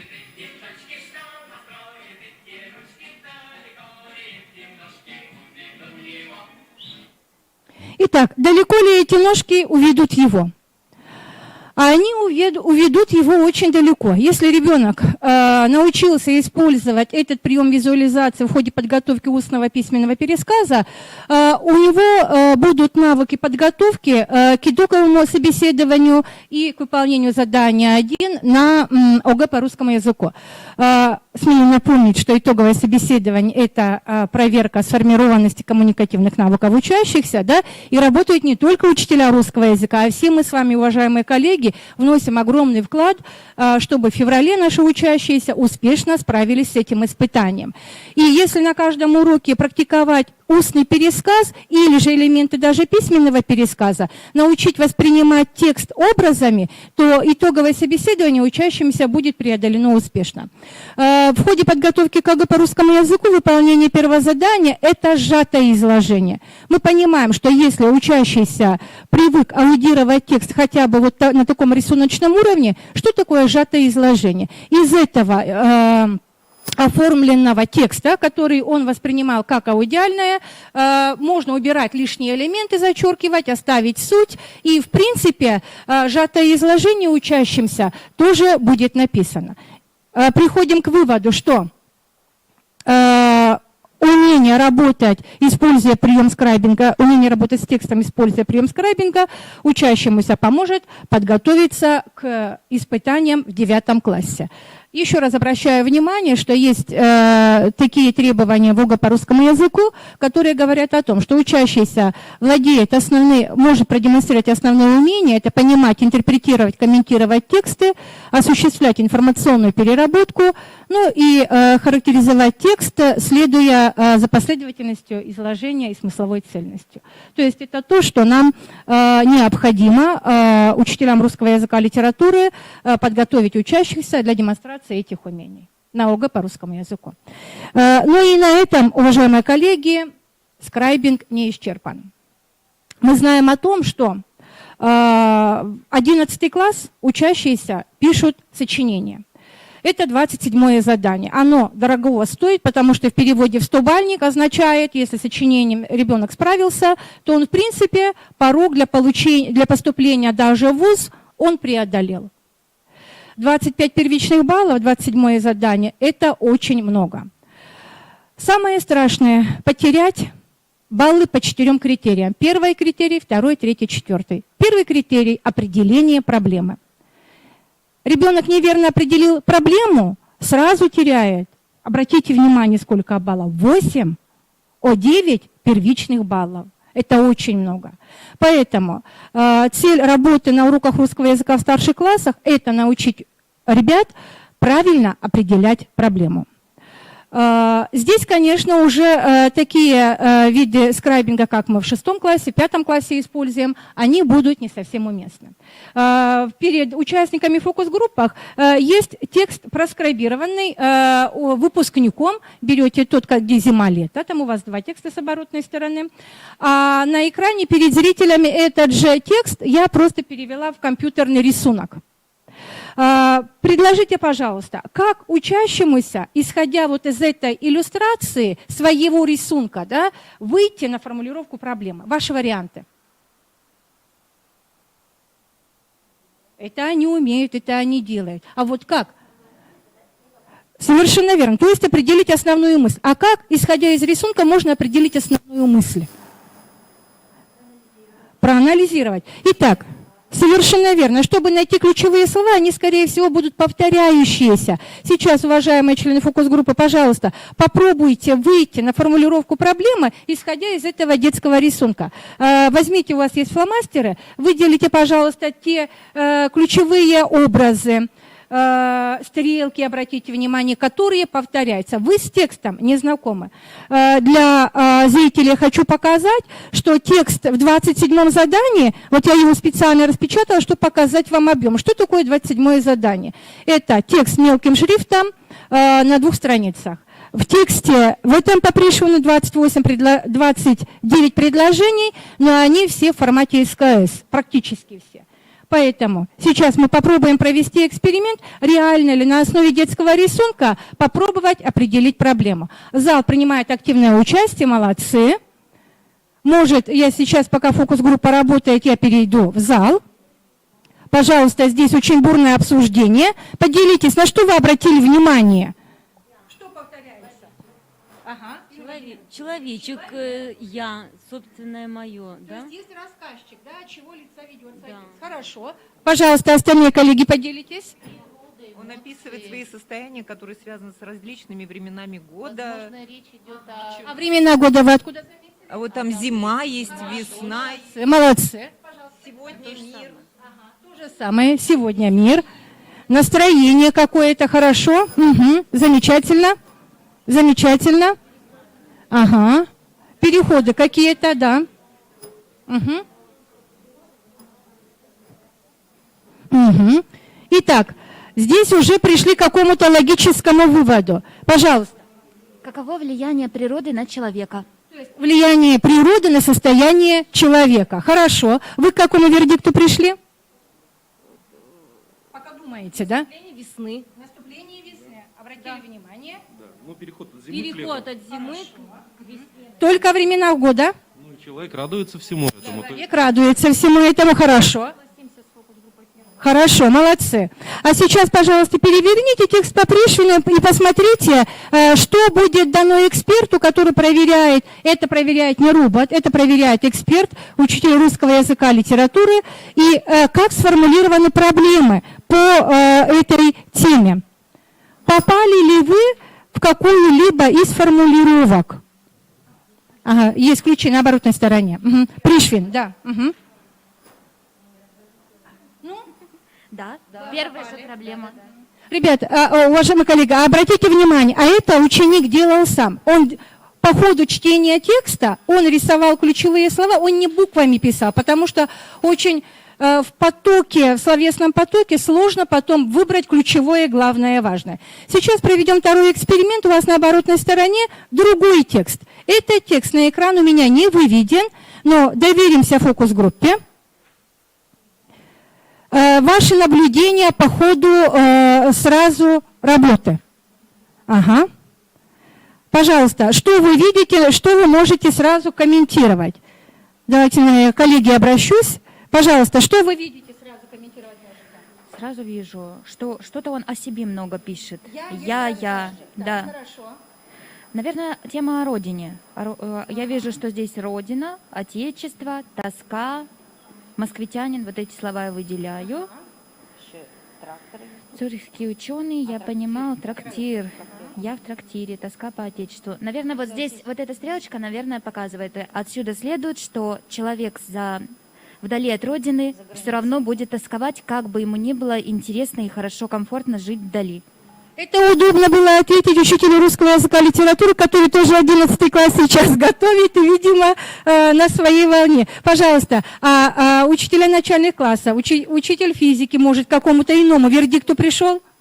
Да нет, в принципе, я также думаю, да, что если человек путешествует в Цюрих, получается, ну, рассказывает о том, где находится трактир, который где-то там возле озера, в горах, вот, а на самом деле говорит, что да, я читаю книги, взял с собой или записки, что-то в этом духе, вот, и разговаривая с трактирщиком, говорю о том, что у меня тоска по отечеству.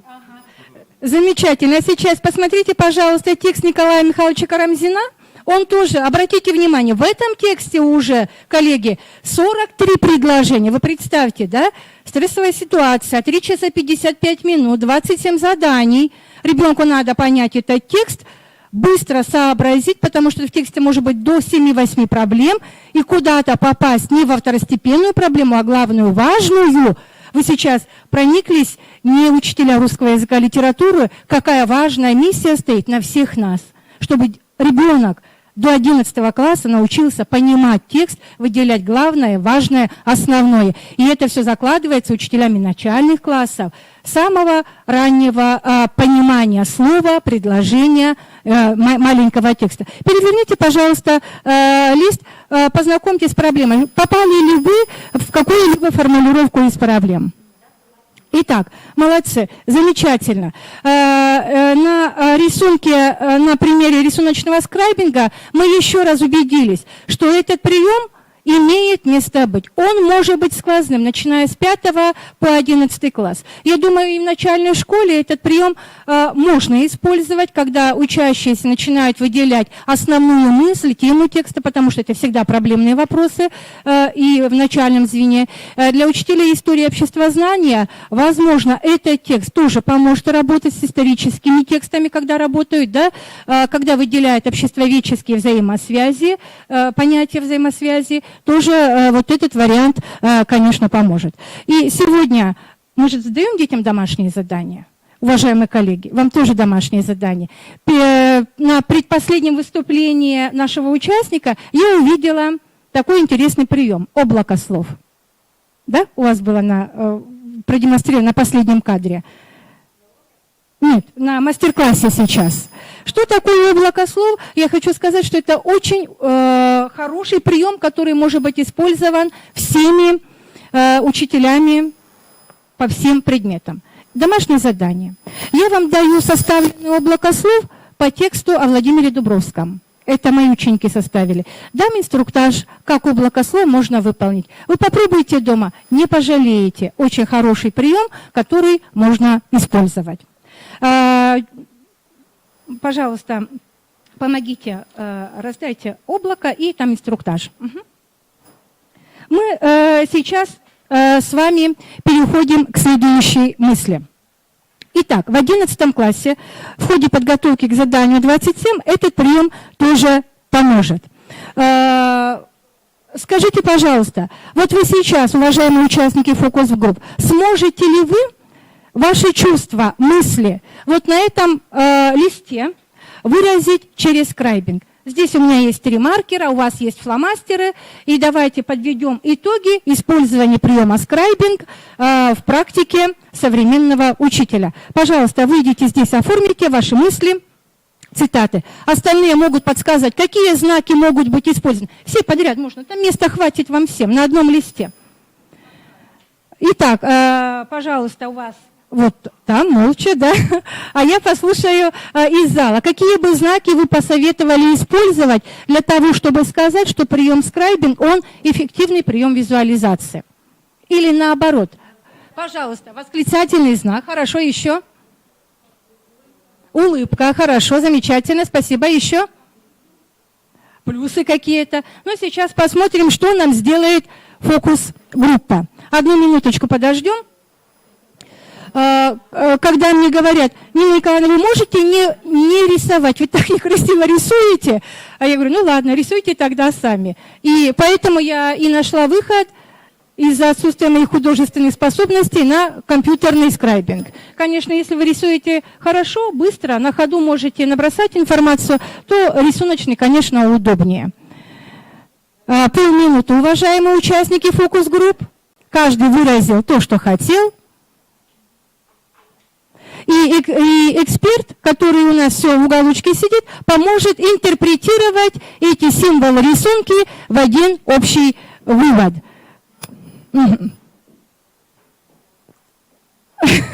Кто чем, кто что любит, то и рисует. Да, ага. Да, об этом приеме, об эффективности.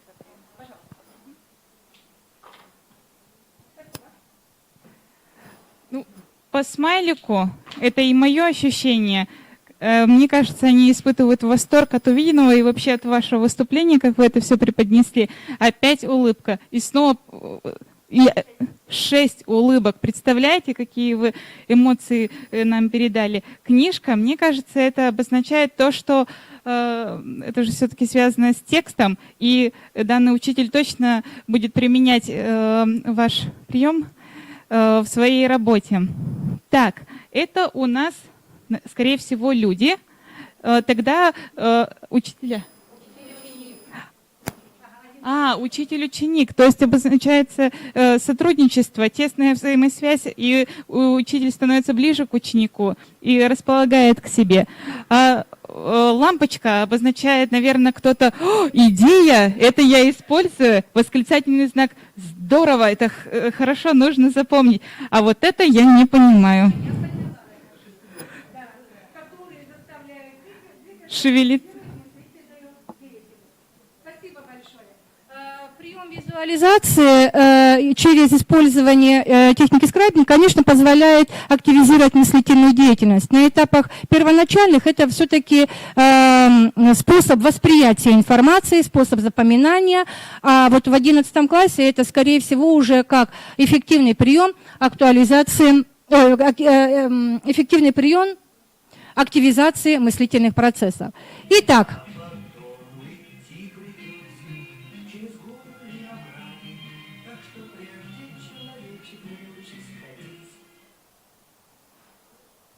Итак, уважаемые коллеги, роль педагога я вижу в том, чтобы дать нашим учащимся тот инструмент, который их научит шагать вперед, быть уверенными в своих действиях. Роль педагога в том, чтобы открывать двери. Спасибо вам большое за участие.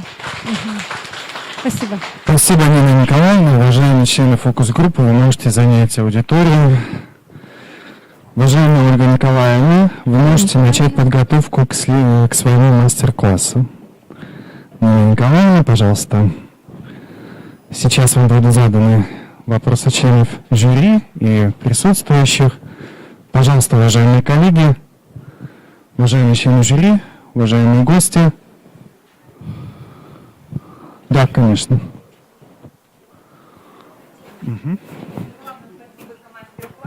Скажите, пожалуйста, вот это все-таки прием визуализации, который требует, наверное, определенного времени, которого всегда не хватает на уроке, для того, чтобы научить детей, да, каким-то вещам. Вот как вы потихонечку обучаете детей этому приему? Как вы знакомите, как вы вводите этот прием?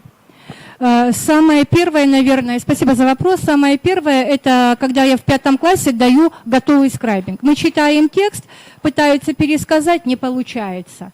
И я потом даю им готовый скрайбинг компьютерный, и они вот начинают по нему работать и приходят к выводу, точно такая же эврика включается, что оказывается так легче запомнить. Ведь каждый учитель, наверное, наблюдал в тетрадках детей, что на полях что-то они пишут. Это иногда выводит из своего такого уравновешенного состояния, опять там что-то начеркали в тетради. Но ведь это свойство человека, когда он думает, он что-то пишет. Вот заметьте за собой. Когда вы думаете, вы тоже что-то выводите на листе бумаги. И вот с готового компьютерного скрайбинга учащиеся, конечно, в основном используют рисуночные скрайбинги. Когда мы в старших классах уже работаем нацелен на подготовку к написанию сочинения в формате 27-го задания, мы уже больше тоже рисуночные используем, потому что там тексты очень большие. Вот текст, который скрабирован был по тексту Пришвина, да, вот если засечь сколько времени, но минут, наверное, 40 составлений стоит. Угу. Знаки. Да. Мы договариваемся сначала, когда они ко мне 5 класс приходят, у нас сразу появляется восклицательный знак, который мы ставим на полях. Это очень важная информация. Плюс знаки больше, меньше, мы начинаем это уже сокращать. И многие, когда пишут лекции, не лекции, например, по литературе, да, можно сокращать. И у них такое счастье, что можно писать не полным словом на литературе. Я разрешаю, если они могут схематизировать аудируемый текст, я разрешаю на литературе. На русском языке, конечно, мы пишем полностью, как полагается грамотному человеку. Пожалуйста, еще вопросы? У меня уточнение по предыдущему вопросу. Используя такого рода знаки, да, обращаетесь ли вы к другим сферам человеческого знания, где подобные знаки уже существуют? Спасибо. Вообще,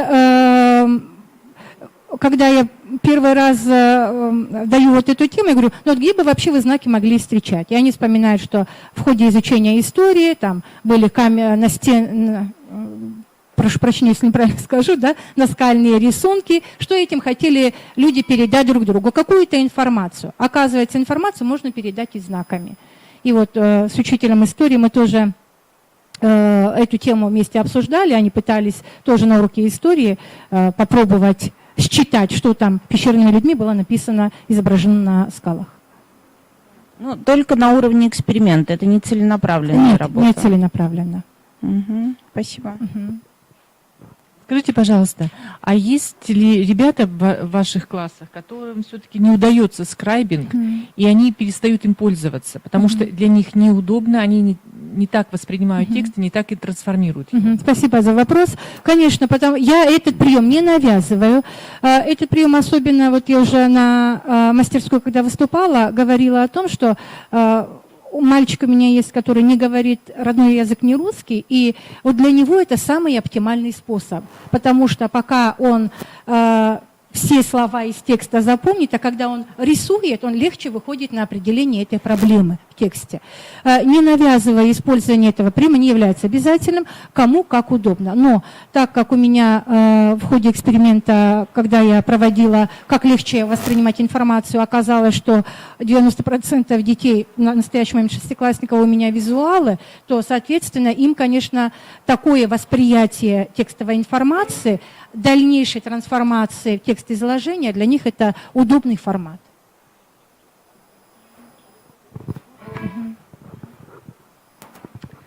С точки зрения формирования умственных действий обучающихся, да, познавательных ОУД, делали ли попытку замера, да, ну, вы все-таки работаете не первый год, скажем так, замера, да, вот тех мыслительных операций, которые были до обращения к подобным, да, приемам и после?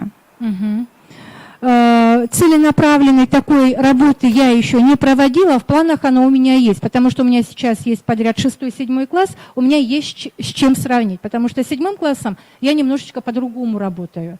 Вот. И у меня есть уже материал, который, возможно, будет обобщить и представить как аналитическую справку, в первую очередь, для самой себя. У меня еще один вопрос. Если ребята привыкают к скрайбингу, им нравится использовать этот прием для того, чтобы запомнить текст, они используют этот скрайбинг на других уроках. Как остальные учителя могут относиться к этому, как в вашей школе? Спасибо. Мы с учителем географии, вот в 6 классе она работает, она у нас завучем является, и я в 6 классе преподаю, где я являюсь классным руководителем, русский язык, литературу и коми-язык. И вот Анжела Петровна тоже разрешает пользоваться, если дети сокращают таким образом рисунком, например, земной шар, символ, да, как шар, да, или там, когда изучают, скажем, гидросферу, да, там облака начинают использовать вот эти знаки, учителя не против, когда идет, конечно, лекционный материал. Когда это идет письменный ответ на контрольных заданиях, то мы все-таки говорим о формировании функциональной грамотности, мы все-таки пишем текстом. Если позволите, учитываете ли вы какие-то закономерности памяти человека при, например, создании компьютерного скрайбинга? Обязательно цветовое сочетание, потому что такой красный цвет, он чаще всего сигнализирует о какой-то опасности, о каком-то предостережении. Ну, это восприятие в данном случае. Восприятие. Память? Закон 7 плюс-минус 2. Вы меня заставляете... Нет, вы меня призываете к тому, чтобы я этот материал дополнительно прочитала. Спасибо, что вы воспринимаете именно так этот вопрос. На самом деле, если вы говорите как раз об объектах, да, то фактически вот, диапазон работы в рамках оперативной памяти как раз и составляется только непосредственно целостных, например, символов и прочее. А если уйти, собственно, от скрайбинга как от приема, а если что-то еще в вашей системе работы, которое позволяет непосредственно детям выполнить данные задания на ОГЭ и ЕГЭ, или это основной такой вот способ, прием, который вы используете в своей деятельности? При работе с текстом не только прием скрайбинга, мы еще и схематизируем тексты. Всегда мы знаем, что в тексте есть сильная и слабая позиция. Сильная позиция – это в начале текста и в конце текста. Мы делаем прочитывание в начале сплошное, а потом делаем прочитывание частями. Начинаем с первого предложения первого абзаца, заканчиваем последним предложением последнего абзаца. Это всегда сильная позиция. Есть такая позиция – середина текста – это в основном главная ключевая мысль автора. Мы всегда еще останавливаемся отдельно на этом. Когда же мы работаем над формулировкой проблемы, иногда ее очень сложно выделить в тексте. Мы идем от авторской позиции. Какие чувства испытывает автор, работаем и на содержательной части восприятия текста. А потом только идем, схематизируем так, чтобы сочинение у нас получилось. Спасибо. Спасибо. Спасибо, Нина Николаевна. Мы приглашаем вас пройти в зал. Для продолжения конкурсного испытания мастер-класс мы предоставляем слово Кутиной Ольге Николаевне. Тема мастер-класса – «Учить умению мыслить».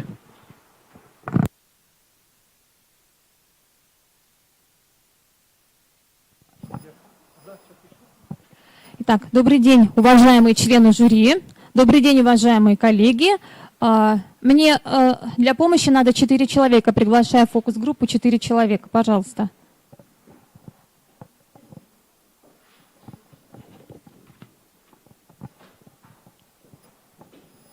Большое спасибо, коллеги, за помощь. Присаживайтесь.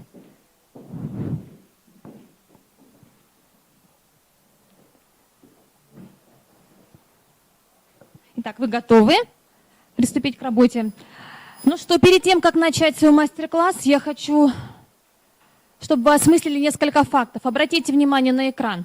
Заметьте, пожалуйста, что количество текстовых сообщений в сутки увеличилось, да, и оно в несколько раз превышает количество людей на планете. В русском языке сегодня слов гораздо больше, чем во времена Уильяма Шекспира, когда он жил. И за неделю информации в одной газете проходит гораздо больше, чем человек 18 века получал за всю свою жизнь. Обратите внимание, за год информации сегодня проходит больше, чем за всю историю существования цивилизации. Так не это ли с вами, дорогие мои, проблема в том, да, еще в том, что размер головного мозга человека не увеличился, а объем информации увеличился. И представьте себе, какое огромное количество информации должен освоить ученик в школе. Так не это ли проблема того, что дети испытывают большие затруднения в учении? Современные дети не стали хуже, они не стали лучше, они просто другие. И в наших силах помочь им, научить их работать с информацией, научить их мыслить. Девизом моего...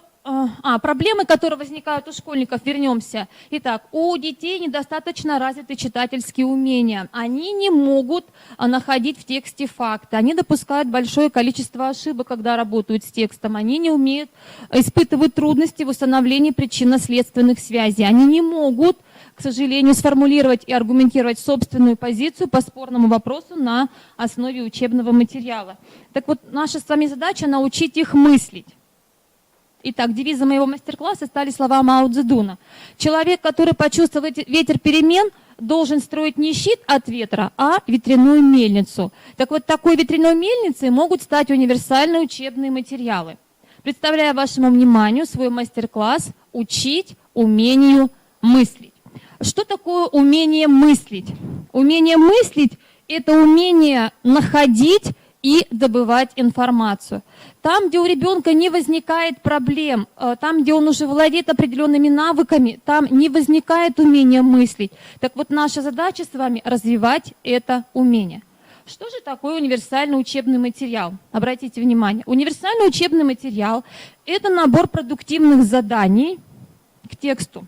Он состоит из 2 рабочих листов. Это рабочий лист «Ученик», в котором ученику дается система наводящих вопросов, алгоритм, образцы выполнения. И рабочий лист «Мастер», на котором задания повышенного уровня, и ребенок справляется с ними сам без помощи учителя. Как правило, структура универсального учебного материала состоит из 3 частей. Это работа с информацией до чтения, во время чтения и после чтения. Итак, уважаемая фокус-группа, мы с вами сейчас приступим к работе с универсальным учебным материалом. Перед вами лежат рабочие листы «Ученик». И мы приступаем с вами к первому этапу, работа с информацией на этапе до чтения. Давайте обратим внимание, какие же виды умений можно формировать на этом этапе с помощью системы заданий. Во-первых, это умение просмотрового чтения, умение прогнозировать цель своей деятельности и умение прогнозирования содержания и определять цель своей деятельности. Итак, внимание на экран. Обратите внимание, у нас есть 3 иллюстрации. Скажите, пожалуйста, что изображено на первой иллюстрации? Фокус-группа, пожалуйста, работаем, помогаем, коллеги. Салфетки. На второй иллюстрации руки, которые что-то делают, да, и на 3-й иллюстрации это гвоздика, да, готовый продукт. Давайте предположим, что мы с вами сегодня должны будем сделать.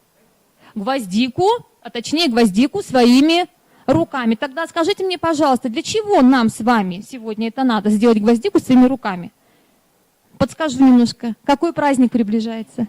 День Победы, да, согласитесь, что действительно приближается большой праздник, знаковый праздник в истории нашей страны, когда советская армия одержала победу над фашистской Германией. И действительно, сегодня вы Попробуйте, поработав на рабочих листах, самостоятельно выполнить гвоздику своими руками. Итак, вы плавно, мы сейчас с вами переходим ко второму этапу. Вы будете работать, уважаемые коллеги, на рабочих листах. Я прошу вас прочитать первое задание и выполнить его. Вы можете обсуждать друг с другом, но, дорогие мои, у вас всего лишь ровно 1 минутка, буквально совсем мало времени, а я обращаюсь к коллегам в зале и к членам жюри. Обратите внимание, сейчас коллеги фокус-группы работают с универсальным учебным материалом на этапе ВОК, который называется этап во время чтения. Давайте посмотрим, какие же умения формируются на этом этапе с помощью системы продуктивных заданий. Во-первых, это умение находить информацию, выделять существенное, находить причины, устанавливать взаимосвязи, сравнивать. И самое главное умение – это умение преобразовывать текст. Уважаемые коллеги, вы уже готовы нам предоставить результат? Итак, в данном случае коллеги работают на рабочем листе ученик. Вот, пожалуйста, он перед вами на экране. Коллеги, давайте вместе, да, сейчас? Ну, даже если вы немножко не успели, давайте посмотрим. Итак, скажите, пожалуйста, какие материалы вы, когда прочитали задание, да, какие материалы вы увидели? Что нам понадобится сегодня в работе? Пожалуйста. Салфетки бумажные, еще креповая бумага и еще один материал. Это приспособление. Так, хорошо. А какие материалы и инструменты приспособления вы обнаружили в тексте? Нашли ножницы, нитки и клей, карандаш и деревянные шпажки. Хорошо. Итак, скажите, пожалуйста, какие этапы работы вы увидели в тексте? С чего мы начнем работу с вами? Угу. Так, вы определили уже инструменты и приспособления. Итак, что дальше? С чего начнем работу? Когда цветок начнем делать? Вам, наверное, может быть, времени не хватило прочитать текст, да? Давайте, вам дам время, вы прочитаете текст, а мы пока поработаем с коллегами, которые находятся в зале. Вот смотрите, сейчас в данном случае понятно, что коллегам не хватило времени для того, чтобы прочитать текст, потому что время ограничено. Но я думаю, что взрослые люди быстро справятся с этим заданием. И все-таки сейчас нам определят порядок нашей работы. Очень трудно, согласитесь, да, вот посмотрите, текст по объему большой, вот вы сейчас увидели эту трудность. Когда мы работали с иллюстрациями, очень быстро сообразили цель деятельности, что надо сделать, а здесь текст по объему большой, очень трудно в нем вычленить. Самое важное, Наталья, вы готовы? Нет? Так. Да, 3 этапа должно быть, они вот выделены здесь. Вы посмотрите, текст большой, трудно находить информацию, и именно с этой трудностью сталкиваются дети, когда работают на вот этих листах, вообще, когда работают в тексте. Так, давайте определим. Анна, вы готовы, да? Давайте, с чего мы начнем работать? Вот, да, действительно, сначала это первый этап работы, мы соберем бутон, далее мы стебель, и третий этап это оформим стебель и соберем цветок. Что я вам хочу сказать. Сейчас вы приступите ко второму этапу работы, да, то есть во время чтения мы продолжаем его. И какие же умения вы сейчас будете у себя формировать, скажем так, да, на что настроено это задание. Расставь цифры по порядку так, чтобы получился план работы. Умение находить информацию в тексте и соотносить ее с объектом. Ваша задача сейчас определить, расставить цифры. Вы можете расставить цифры по порядку сейчас и определить, какие цифры, какие этапы, у вас какие цифры относятся к первому этапу работы. Так.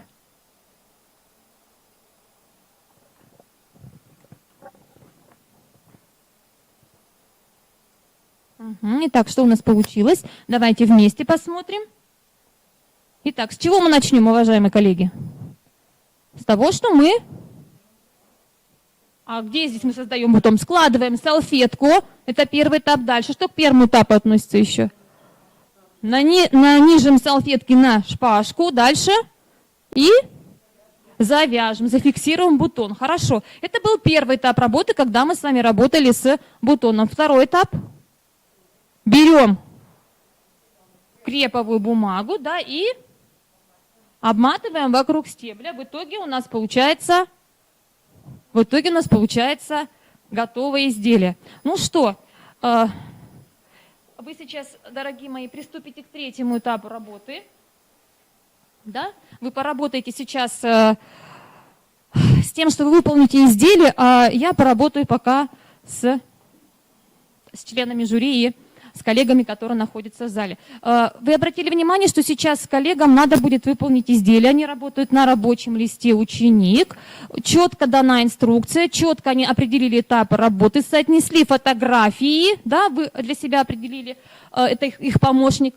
Тогда что же представляет собой рабочий лист «Мастер»? Обратите внимание, здесь нет текста инструкции.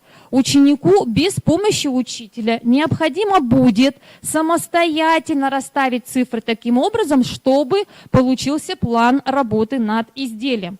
Далее, вот что получается? Какое умение формируется? Умение находить информацию, данную в явном виде. Да, по фотографиям легко определить этапы работы. Далее, он, используя фотографии, определяет, какие материалы ему понадобятся в работе, какие инструменты и приспособления ему для этого понадобятся. Следующий этап работы, когда ученик работает самостоятельно, умение преобразовывать информацию. Глядя на фотографии, на тот порядок цифр, который он расставил, ученик составляет инструкцию самостоятельно. Согласитесь, инструкции сейчас в нашей жизни занимают, как сказать, большое место, потому что, покупая любую технику бытовую, любой какой-то прибор, мы сталкиваемся с инструкцией. И что делает русский человек? Он сначала включает прибор, а потом уже читает инструкцию. Мы стараемся на инструкцию внимания не обращать. Причины здесь разные, но тем не менее. Итак, уважаемые коллеги, как идет наше дело, движется? Хорошо. Итак,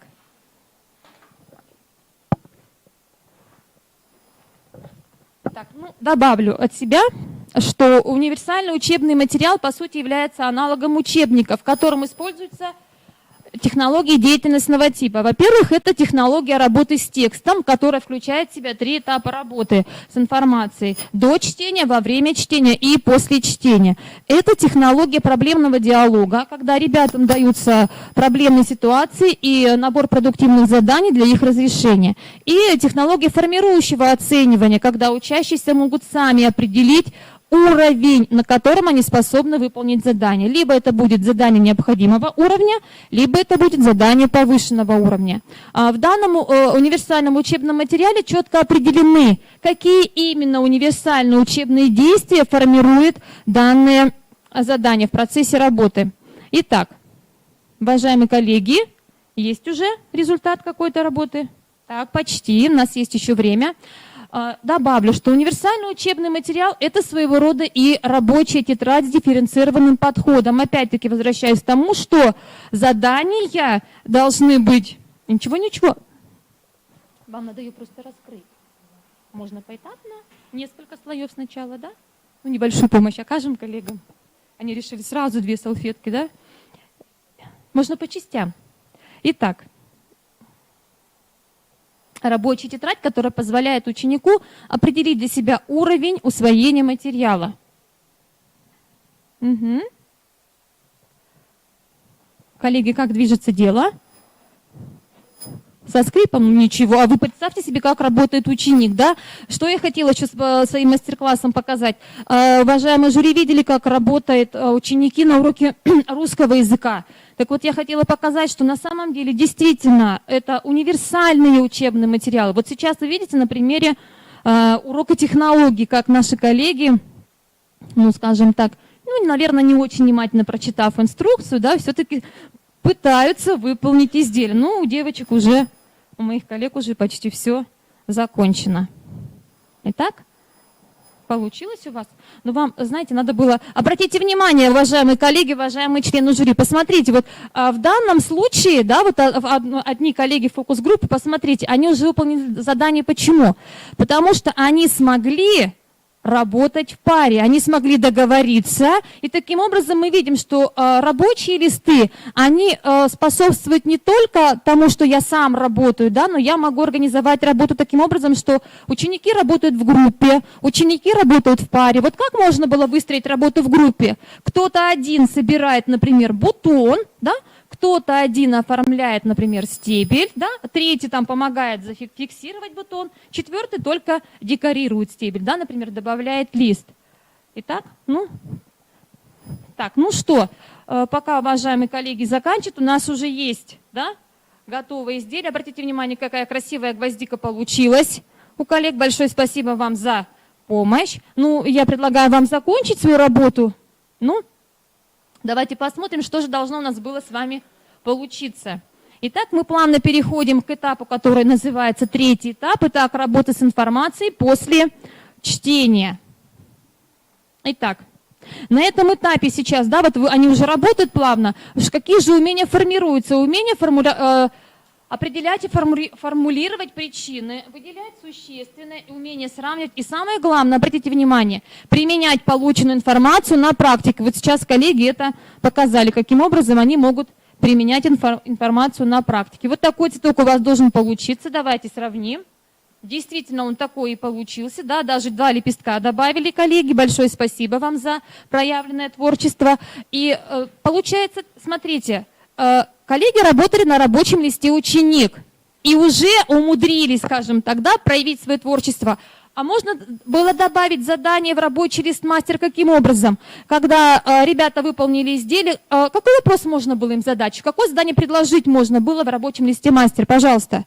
Вот вы уже проявили сейчас вот этот творческий момент. Какое задание можно было предложить? Коллеги из зала, пожалуйста.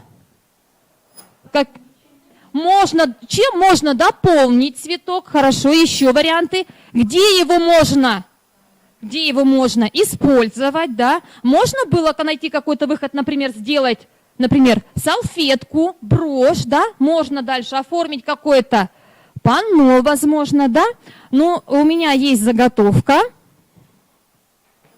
Я сейчас ее представлю, да? Посмотрите, символы праздника, да, символы 9 мая. Я думаю, что ваша гвоздика займет достойное место здесь. Уважаемые коллеги, у вас, но тем не менее, да, гвоздика, которая только-только еще зарождается, да, зафиксируйте, пожалуйста.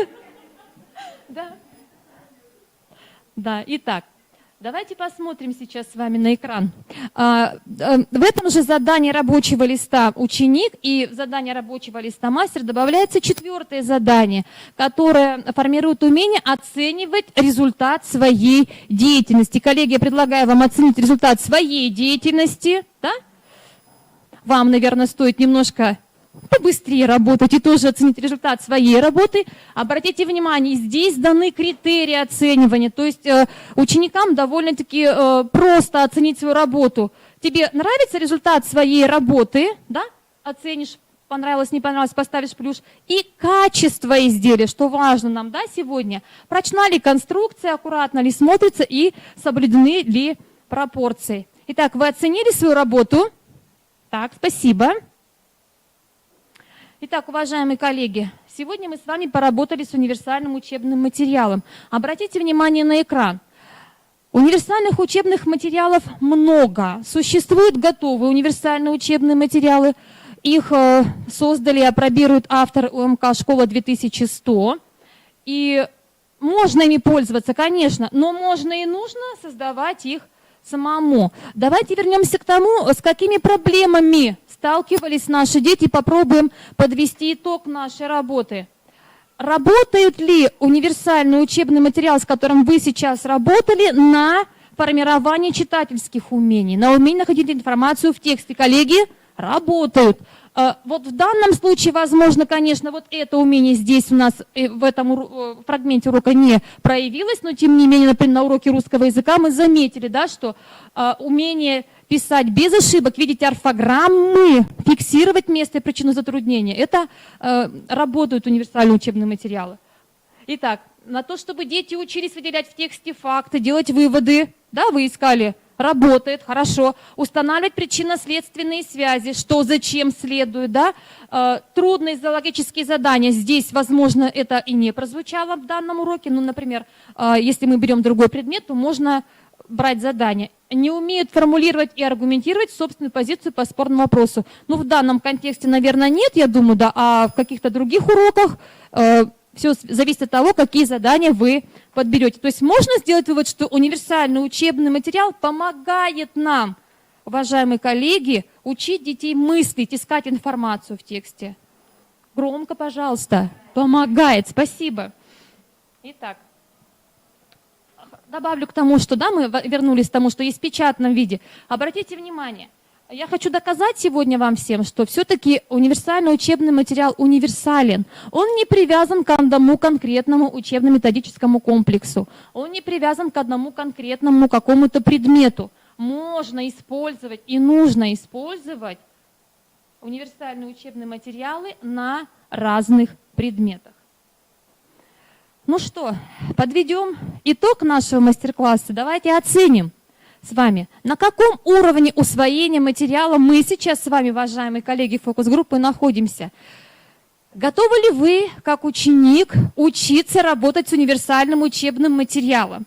Возможно, вы находитесь на ступеньке учитель и уже потихоньку применяете этот учебный материал универсальный в своей работе. А возможно, вы уже мастер, на ступеньке мастер, и вы активно применяете универсальные учебные материалы и уже учите других. Оцените себя, на какой вы ступеньке находитесь? Оценили? Оценили, да, на второй кто-то на ступеньке ученик. Большое спасибо вам за работу. Ну что я хочу сказать? Нет предела совершенству. Нам всегда с вами есть к чему стремиться, к чему и чему учиться. Я хочу сказать, что, уважаемые коллеги, давайте будем учиться учить детей мыслить. Большое спасибо вам за внимание. Желаю вам творческих успехов. Фокус-группа, спасибо за работу. Очень выручили. Спасибо, Ольга Николаевна. Уважаемые члены фокус-группы, вы можете пройти непосредственно в зал. Уважаемая Гюзель Римовна, вы можете приступить к подготовке, пока мы общаемся с Ольгой Николаевной. Уважаемые члены жюри, уважаемые гости, если у вас есть вопросы, вы можете задать. Лариса Борисовна.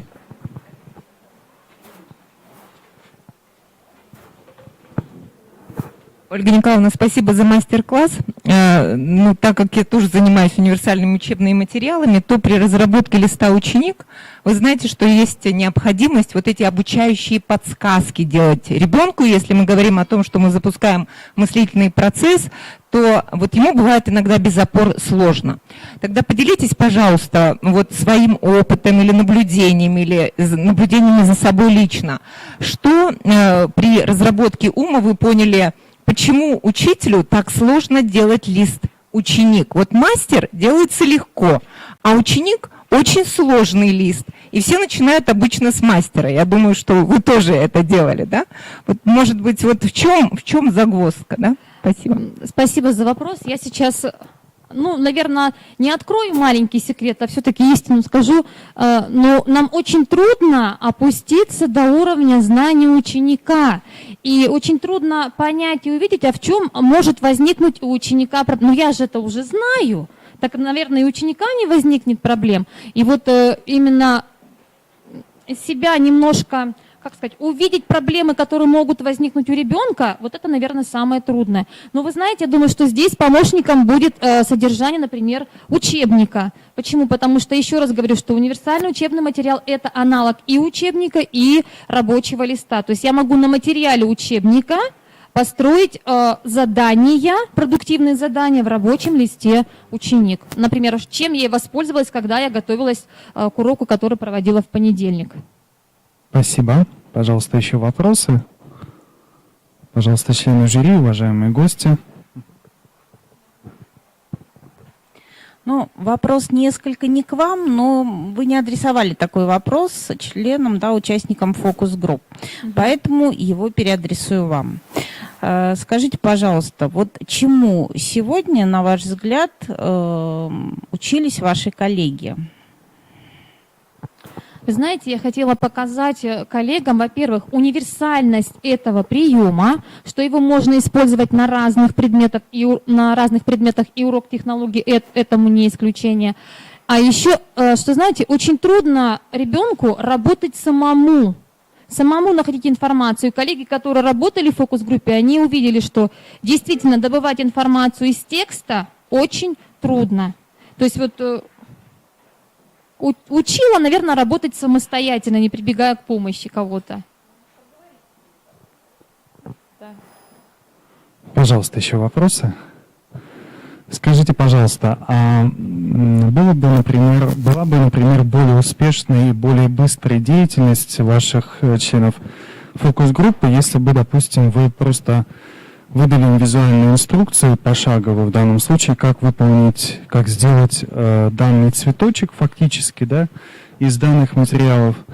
И в целом, действительно, можно ли было бы здесь претендовать на универсальность? Смотрите, я могу с вами и согласиться, и не согласиться. Лучше не согласитесь. Почему? Смотрите, если я дам им в готовом виде, а чего тогда им там искать какую информацию? Все уже написано, иди по шагам себе и все. А вот представьте, ну я не знаю, я работаю в школе, у нас очень много текстов. И текстов и художественных, и текстов параграфов. И умение найти в тексте важное и нужное. Я думаю, что вот текст инструкции, он был дан в сплошном виде, вы видели, без абзацев. Не было, допустим, сделай бутон, сделай стебель и так далее. То есть вот именно найти информацию в тексте, прочитать, выделить ключевые слова. Вот в данном случае, я думаю, что именно поэтому я воспользовалась. Возможно, было бы быстрее, да, мы бы сэкономили время. Но именно показать, как работает прием, я думаю, что здесь вы все увидели. Одна фокус-группа быстрее справилась с работой.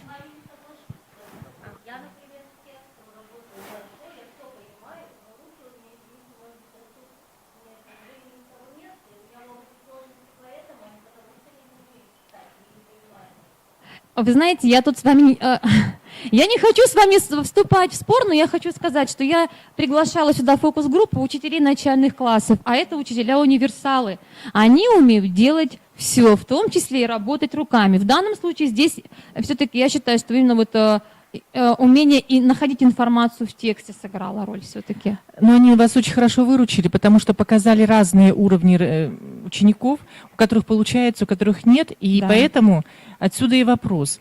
Как вы дифференцируете рабочие листы при работе на уроке? То есть вы даете одинаковые уровни или нет?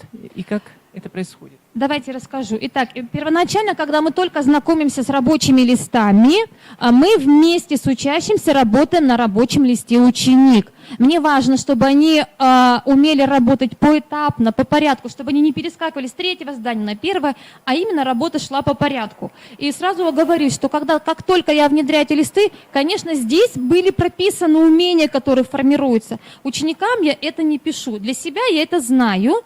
И потом, когда мы выполняем работу вместе сначала, потом я могу уже в дальнейшем, например, в классе работать по рабочему листу ученик, домой предложить, например, задание рабочего листа мастер.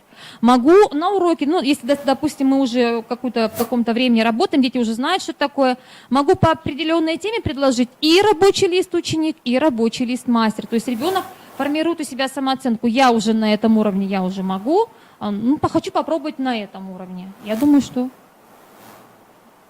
таким образом. Спасибо. Спасибо, Ольга Николаевна. Мы благодарим вас за представленный мастер-класс, за проведенный мастер-класс. Предоставляем сейчас слово Садыковой Гюзавриновне. Тема мастер-класса «Формула успеха или условия формирования читательской компетентности школьника». Здравствуйте. Да, мне нужна будет помощь фокус-группы. Приглашаю 6 участников. Ну, посмелее. Здесь вообще ничего не надо, пусть стоит. Мне вот этот стол только нужен. Угу.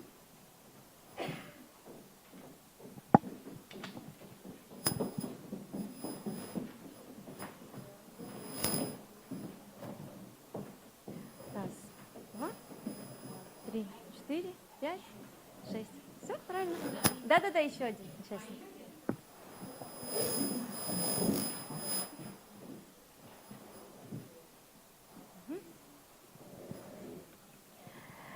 Как хорошо уметь читать. Читая, можно мир познать. Откроем чтением знаний веху. Читая, мы придем к успеху. Приглашаю вас Дорогие друзья, принять участие в мастер-классе «Формула успеха» или условия формирования читательской компетентности школьника. Спасибо, что проявили доверие, интерес и желание потрудиться. Без чтения нет современного образования, нет и не может быть ни вкуса, ни слова, ни понимания, ни многосторонней шире понимания. Уверена, что большинство из вас будут абсолютно согласны с этим высказыванием Александра Герцена. Толстой, Достоевский, Гёте, Шекспир равняются целому университету. Проблема чтения сегодня признается как проблема государственная. Низкий уровень читательской компетентности нынешних школьников ведет к тому, что они становятся неспособны к усвоению все вышеперечисленных, все усложняющихся, увеличивающихся потоков знаний и информации.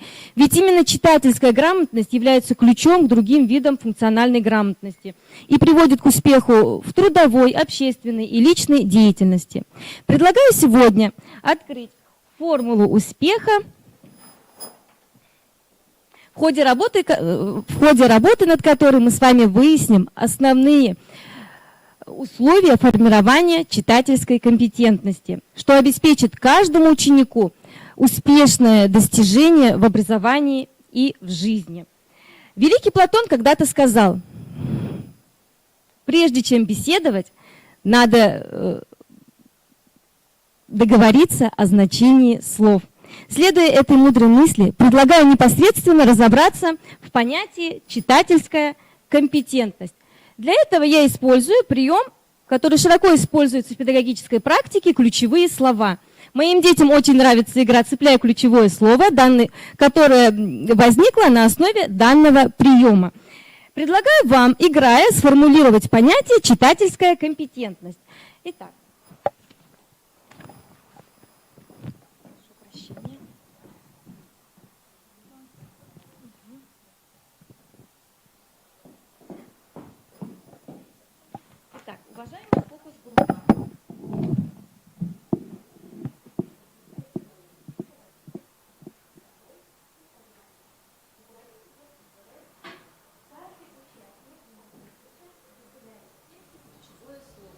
И по очереди по цепочке называет ключевое слово. Если руководитель согласен, то записывает под нужный цифру.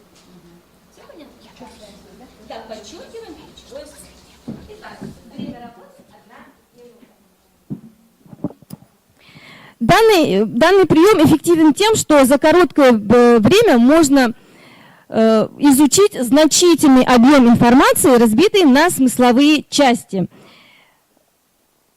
В нашем случае фокус-группа получила цитаты и высказывания, где они будут выделять ключевые слова и составят тем самым понятие читательская компетентность.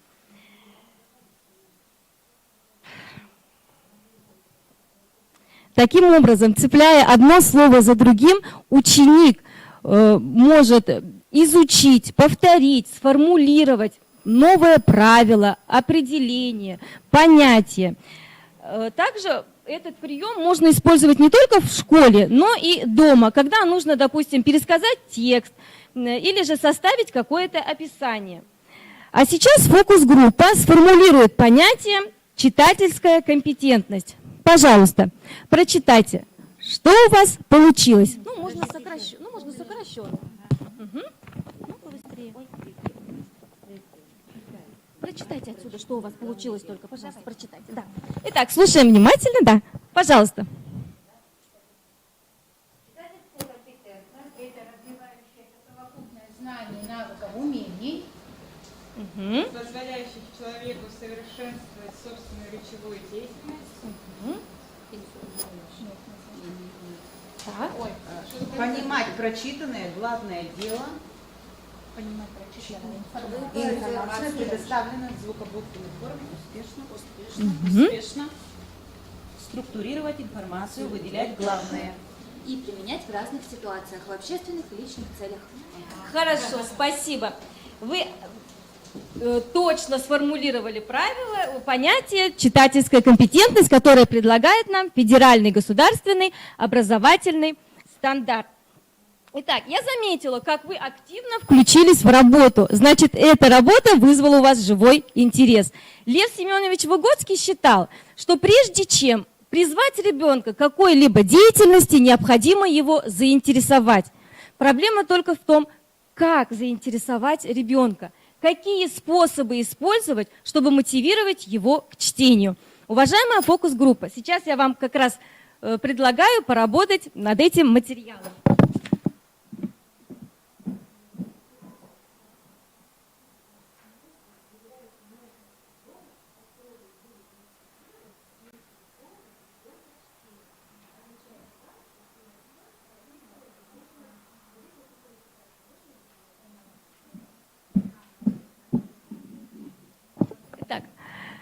Какой вопрос, дорогие друзья, чаще всего у вас пробуждает любопытство, вызывает желание скорее ответить на него? Какие вопросы? С каких слов они начинаются? Ну, которые пробуждают скорее ответить, найти информацию. Какие? Ну, громче. Как? Совершенно верно еще. Действительно, это вопросы, которые начинаются со слов «как?», «зачем?», «почему?». Именно с этим вопросом сейчас работает фокус-группа. Данный прием называется «веточка как?». Его суть состоит в том, что перед чтением определенной информации появляется веточка с вопросом «как?». Например, как узнать весну, как узнать часть речи, как сравнить фигуры, как сохранить уникальность Республики Коми. С первых минут появления такого образа веточки и вопроса у большинства учеников появляется желание скорее ответить на него. И значит, необходимость внимательно изучить информацию, текст, правила, схему, таблицу, научно-познавательную статью. Изучая информацию, ребята заполняют листочки, отвечая на вопрос. И таким образом получается веточка, которую можно представить как правило, памятку, инструкцию или краткие сведения о чем-либо. Этот прием можно использовать и в старших классах, когда нужно быстро изучить информацию, выделить главное и зафиксировать ее. Мне кажется, это задание вызовет больше интерес, если ребятам самим предложить и нарисовать, и заполнить веточку. Итак, а фокус-группа уже готова назвать приемы и способы, как мотивировать ребенка к чтению. Пожалуйста. Прочитать. Угу. Приемы. Проблемный вопрос, поиск смысловых несуразностей, чтение с прерываний, прогнозирование, дополни слово «разведчик». Так, разведчик, он, наверное... Вопрос был, так. Разведчик, он подойдет, и чтобы заинтересовать ребенка как прием, да, но больше он все равно относится к формированию техники чтения, да. Итак, молодцы, вы хорошо потрудились. Я надеюсь, что эти приемы будут полезны в вашей практике, когда вам нужно будет мотивировать ученика на чтение художественного произведения, статьи или любой текстовой информации. А в результате нашей работы можно сделать вывод, что никакая деятельность не эффективна, а тем более читательская деятельность, если она не основывается на интересе. Интерес – это первое слагаемое формулы успеха и одно из важных условий формирования читательской компетентности. Это важно, не только педагогам, это важно и родителям. Прививать и поддерживать интерес ребенка к школе нужно не то, прививать ребенка к чтению важно не только в школе, но и в семье. А мы двигаемся дальше и открываем следующее слагаемое. Представьте, дорогие друзья, что мы смотрим на мир сквозь грязное темное стекло. Каким вы видите все вокруг? Так, не разглядеть образы, без ярких красок, совершенно верно. Итак, действительно, теряются краски, да, нет четкого понимания. Тоже можно сказать и о чтении без определенных умений. Смысл чтения теряется, если человек не понимает прочитанное, не осознает важное, не видит логики развития действий, не устанавливает причинно-следственные связи. Итак, еще Василий Александрович Сухомлинский, рассуждая об этом, сказал: «Плохое чтение, как замазанное грязью окошко, через которое ничего не видно». Поэтому очень важно с первых школьных уроков создавать условия для овладения школьником специальными читательскими умениями, действиями грамотного читателя. Уважаемая фокус-группа, предлагаю вам освоить один из приемов формирования читательской компетентности «Слушающая тройка» и вспомнить, освежить в памяти основные умения грамотного читателя.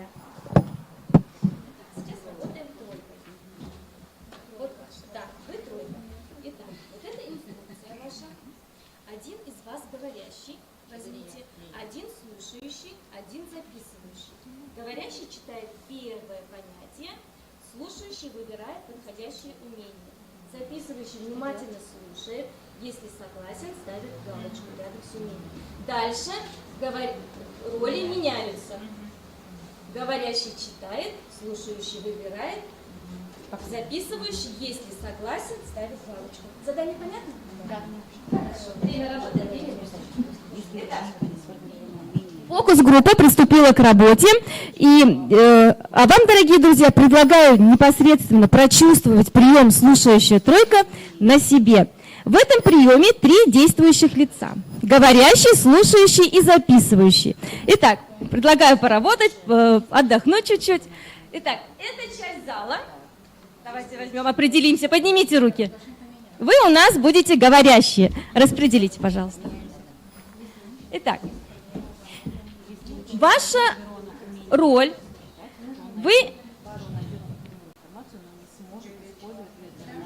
Итак, говорящие, вы должны прочитать, что-то продекламировать или комментировать. В данном случае это будет стихотворение Людмилы Каневой «Коми. Земля». Итак, эта сторона зала будет, помашите мне рукой. Помашите середину зала, да. Вы у нас будете слушающие. Ваша роль – внимательно прослушать стихотворение, задать вопрос, может быть, подсказать, или у вас будут пояснения к первой говорящей группе. Итак, а третья часть зала – улыбнитесь. Да, у вас очень ответственная роль. Вы должны зафиксировать, сформулировать вывод.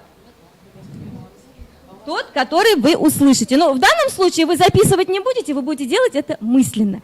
Итак, начинаем. Пожалуйста, слово говорящим. Давайте прочитаем громко все вместе. Парма и тундра, реки и горы, озера, коми, просторы, все это наше. Спасибо. Слушающая группа, пожалуйста, ваш вопрос.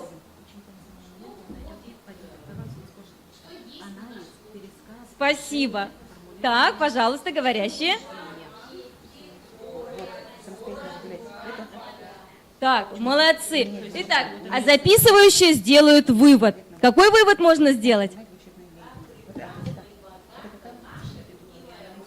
Ой, спасибо. Действительно, наша республика, она очень удивительна и прекрасна. Итак, такой слушающей тройкой очень хорошо устраивать дома семейные чтения.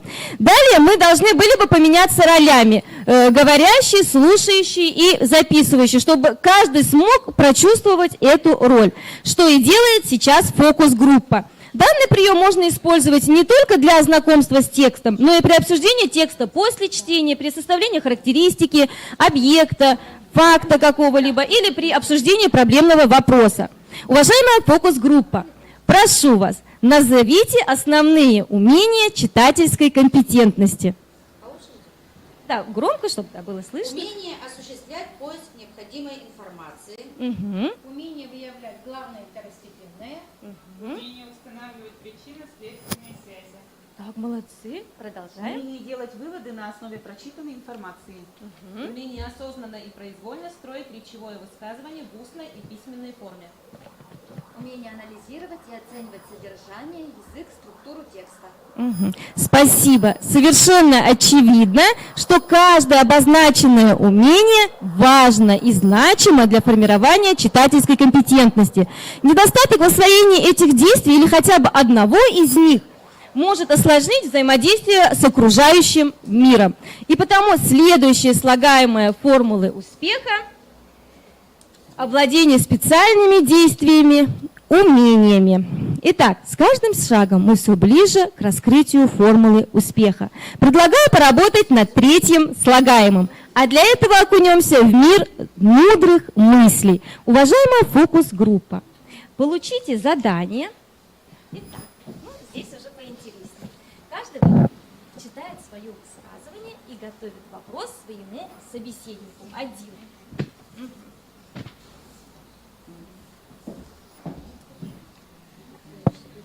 Сейчас в фокус-группе произойдет перестрелка вопросов. Этот прием эффективно использовать. Этот прием эффективно использовать для проверки понимания, осмысления и осознания текста. Участники фокус-группы изучают мудрые мысли о ценности чтения, после чего они зададут вопрос своему собеседнику. И в результате они сделают общий вывод, который и станет третьим слагаемым формулы успеха. Ценность данного приема в том, что он способствует не только развитию умения формулировать свое высказывание, но и умению задавать вопросы. Итак, вы также можете изучить мудрые мысли и сделать свой вывод. Давайте посмотрим, как это происходит. Начинаем перестрелку вопросов. Нет, сначала читаем высказывание. Кто не ищет, тот не читает. Кто не читает, тот не знает. Кто не знает, тот не живет. И главное в жизни мимо пройдет. Я хочу вас спросить, Нина Николаевна, при каком условии главное в жизни мимо пройдет? При условии, если человек не читает, не знает и не живет. Спасибо. Так, Нина Николаевна, пожалуйста, ваше Книга высказывание. – одно из самых великих изобретений человеческого ума, обогащает опытом нашу жизнь. Какое же счастье для человека, что ему дана возможность дружить с книгой и пользоваться ее неиссякаемой мудростью. Анастасия Николаевна, Александр Горбатов что считал счастьем для человека? Александр Горбатов считал, что одно из великих великое счастье для человека – это дружба с книгой. Да, совершенно верно. Так, Анастасия Николаевна, пожалуйста, ваше высказывание. Чтение для ума то же, что физические упражнения для тела. Ну, побыстрее. Елена Борисовна, почему Джозеф Аддисон привел такую аналогию, почему он сравнил чтение с физическими упражнениями? Как вы думаете, почему он так сделал? Для чего? Физические упражнения развивают красоту нашего тела, так и чтение развивает наш ум. Духовность. Любите книгу, она облегчает вам жизнь, дружески поможет разобраться в пестрой и бурной путанице мыслей, чувств, событий. Она научит вас уважать человека и самих себя. Она окрыляет ум и сердце чувством любви к миру и человечеству. Хочу спросить вас, для чего нужно любить книгу? Потому что она облегчает жизнь. Да, спасибо. Ну, давайте быстренько закончим. Хочу спросить вас. Прочитайте сначала высказывание. Как из копеек составляются рубли, так и из крупинок прочитанного составляется знание. Владимир Даль. Хочу спросить вас, из чего составляется знание? Из крупинок прочитанного знания. Спасибо. Хорошая книга – точно беседа с умным человеком. Читатель получает от нее знания и обобщение действительности, способность понимать жизнь. Хочу спросить вас, почему Алексей Толстой сравнивает хорошую книгу и беседу с умным человеком? Потому что человек получает знания и обобщение действительности. И понимает жизнь. Спасибо, спасибо за такие замечательные ответы. Таким образом, с помощью великих мыслителей мы можем сказать, что чтение в жизни человека занимает важное место. Оно духовно обогащает, оно развивает, наполняет жизненным опытом. Чтение – основной и ничем не заменимый источник социального опыта прошлого и настоящего. Поэтому педагогу важно понимать, имея интерес, обладая читательскими действиями, ребенку необходимо найти применение этому в практической деятельности, где будет формироваться жизненный опыт. Это есть еще одно условие формирования читательской компетентности и третье – слагаемые формулы успеха. Совершенно очевидно, что для успеха одних слагаемых недостаточно. Нужно еще то, на что нужно умножить. А на что нужно умножить? Мы сейчас выясним. Для активизации мыслей предлагаю поразмышлять над сюжетом из школьной жизни.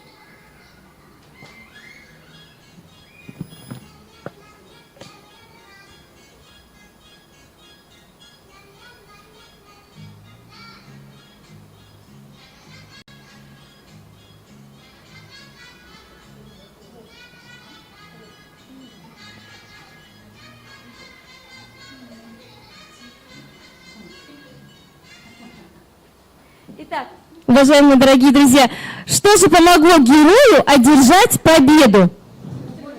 Так, целеустремленность, труд. Так, изо дня в день, тренировка, изо дня в день. Итак, чем бы мы ни занимались, спортом, чтением, работой, сном, да чем угодно, если мы будем это делать систематически, то у нас обязательно будет хороший результат. Систематичность. Это важное условие формирования читательской компетентности. Это есть то, на что нужно умножить слагаемые формулы успеха. Если в системе поддерживать интерес к чтению, создать условия, в которых будут формироваться читательские умения, и обеспечить возможность школьникам полученные умения перенести в личную и общественную жизнь и вычесть формальный подход, мы с вами получим формальный подход к формированию читательских умений.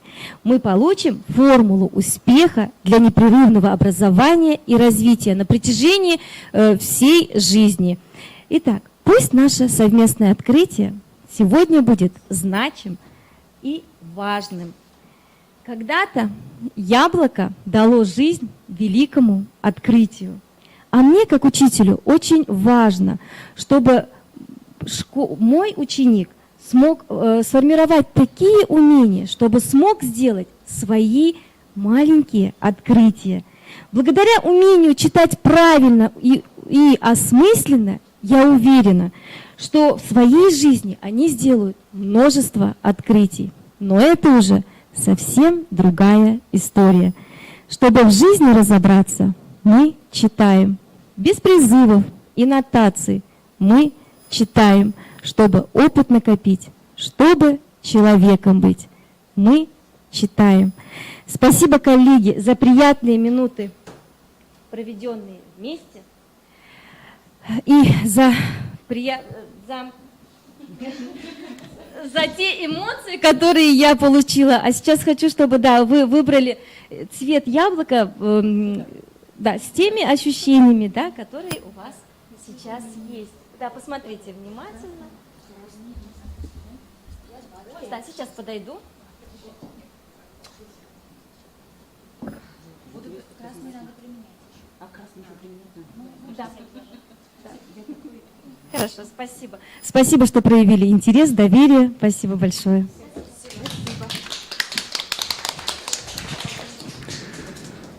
Спасибо, Гюзель Римовна. Спасибо, уважаемые участники фокус-группы. Василий Юрьевич, вы можете начать подготовку к мастер-классу, а члены жюри пообщаются с Гюзель Римовной. Уважаемые члены жюри, уважаемые гости, пожалуйста, у вас есть возможность задать вопросы.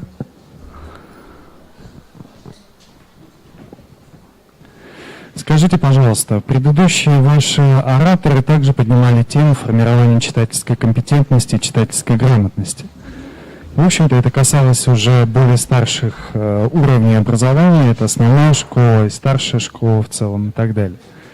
В чем вы видите собственную проблему, с которой сталкиваются, по сути, ваши коллеги, уже обучая пятиклассников, 7-8-классников? Это первый вопрос. А второй вопрос. Можете ли вы, используя на примере какого-то приема и так далее, да, о котором вы говорили, показать, как его можно использовать, например, на уровне основного общего образования, и как он может трансформироваться, например, и использоваться педагогами в работе с 10-11-классниками? Так, ну, я уже, как говорила, в своей методической мастерской, наверное, проблема, она начинается с того, когда вот нужно начинать формировать читательские умения именно с первых дней, когда ребенок пришел в школу, когда он первый раз взял в руки букварь, посмотрел вот этот вот рисунок, вот эту картинку на первой странице букваря. Вот именно с него уже начинается умение выделять какие-то вот главные, второстепенные, какие-то вот причинно-следственные связи. Уже тогда учитель должен начать учить, формировать читательские умения. Вот, мне кажется, что некоторые учителя вот именно вот этот вот период как-то они пропускают. А ведь это тоже очень важно, чтобы ребенок умел работать именно с картинкой, выделять слово, умел работать словом. И вот дальше уже только эти умения развиваются. А вот если учитель будет с первых дней также работать целенаправленно, то к 5-7 классу будет результат хороший. И Второй вопрос был по приему. По преемственности. Так, ну, если учитель с 1 класса по 4 класс целенаправленно будет работать над формированием читательских умений, и если учитель в среднем звене продолжит работу учителя начальных классов по формированию читательских умений, то эти умения будут формироваться у школьников. Но говоря, собственно, о вашей формуле, вы сейчас сказали о систематичности, а вопрос, в общем-то, о другом, о действиях, как они меняются и трансформируются. Как второй компонент вашей формулы в данном случае может измениться?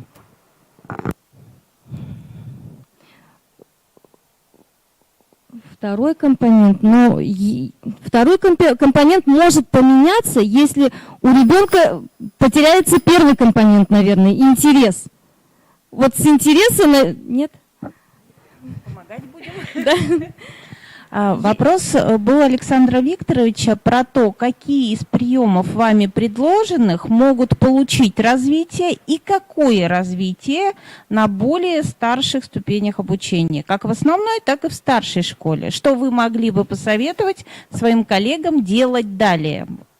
Используя вот веточку «как», которую вот я использую как модернизированный из денотантного графа. Так как мои дети маленькие, я взяла вот эту веточку «как». Даже в старшем классе ее можно использовать, чтобы ученик быстро смог уловить главное, чтобы он смог выделить главное, чтобы он смог обобщить, систематизировать. Вот этот прием, он же будет помогать, чтобы... Хорошо, давайте рассмотрим еще на конкретном примере. Ваши замечательные коллеги, они очень вам помогли, и они торопились и задавали, ну вот первый, да, вот, наверное, поверхностный вопрос, который следовал из цитаты. Как это может развиться в дальнейшем?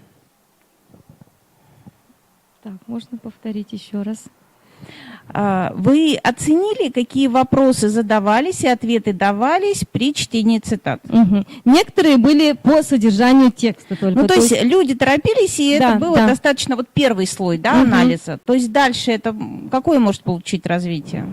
Дальше с этими мудрыми мыслями можно бы было поработать и поглубже. То есть это же перестрелка вопросов, то есть и другой собеседник мог задать вопрос, другой собеседник, допустим... Развить мысль. Да, развить мысль. Хорошо. Именно да. Ну, вы ответили, да. Вопрос про интерес, да, он всегда вызывает некоторые противоречия в восприятии, да, педагогических работников. Психологи давно доказали, что ребенок будет читать, если он найдет свое чтение, да, свою тематику в рамках чтения. Что вы в данном случае подразумеваете под интересом и под мотивацией к чтению? Под интересом я подразумеваю, что вот привлечь ребенка к чтению. Допустим, у меня сейчас 1 класс. У нас есть такая традиция «поделись своей книгой». Вот благодаря этой традиции у нас уже в классе сформировалась своя библиотека.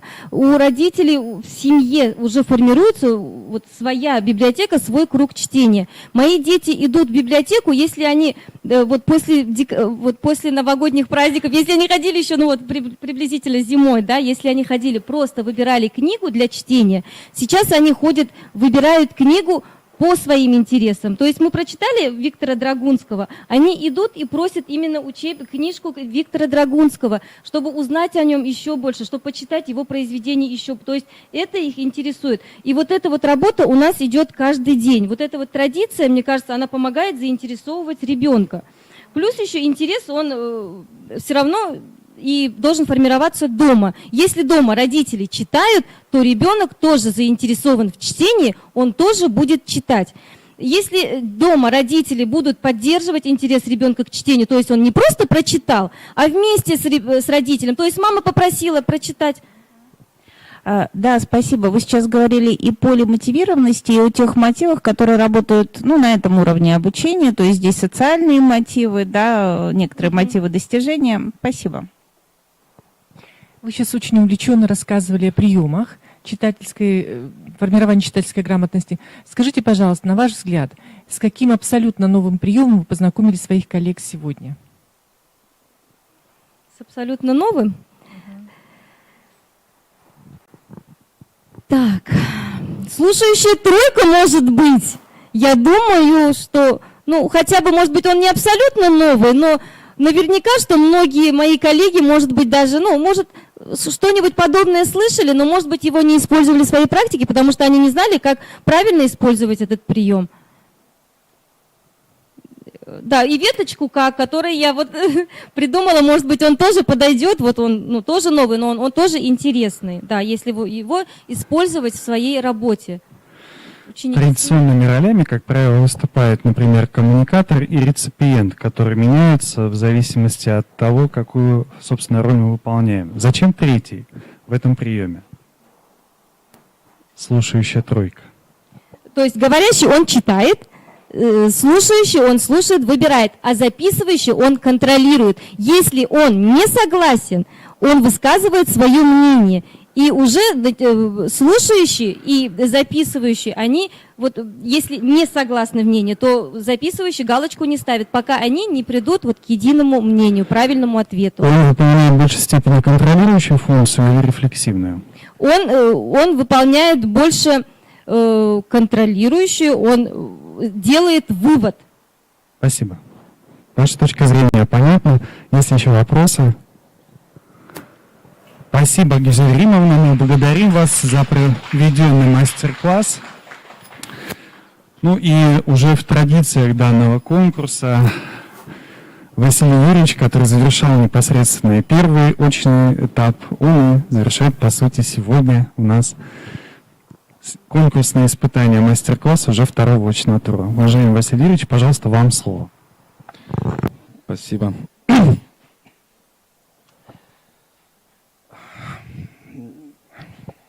Давайте, наверное, прежде чем начнем мой мастер-класс, мне нужна будет небольшая фокус-группа, буквально из 3-4 человек.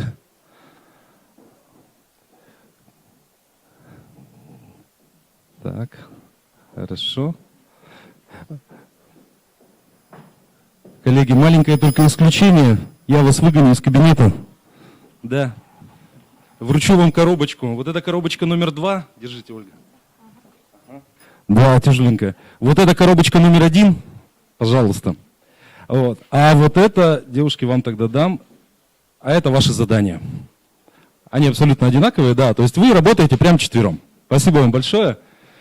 Фух, избавился, хорошо.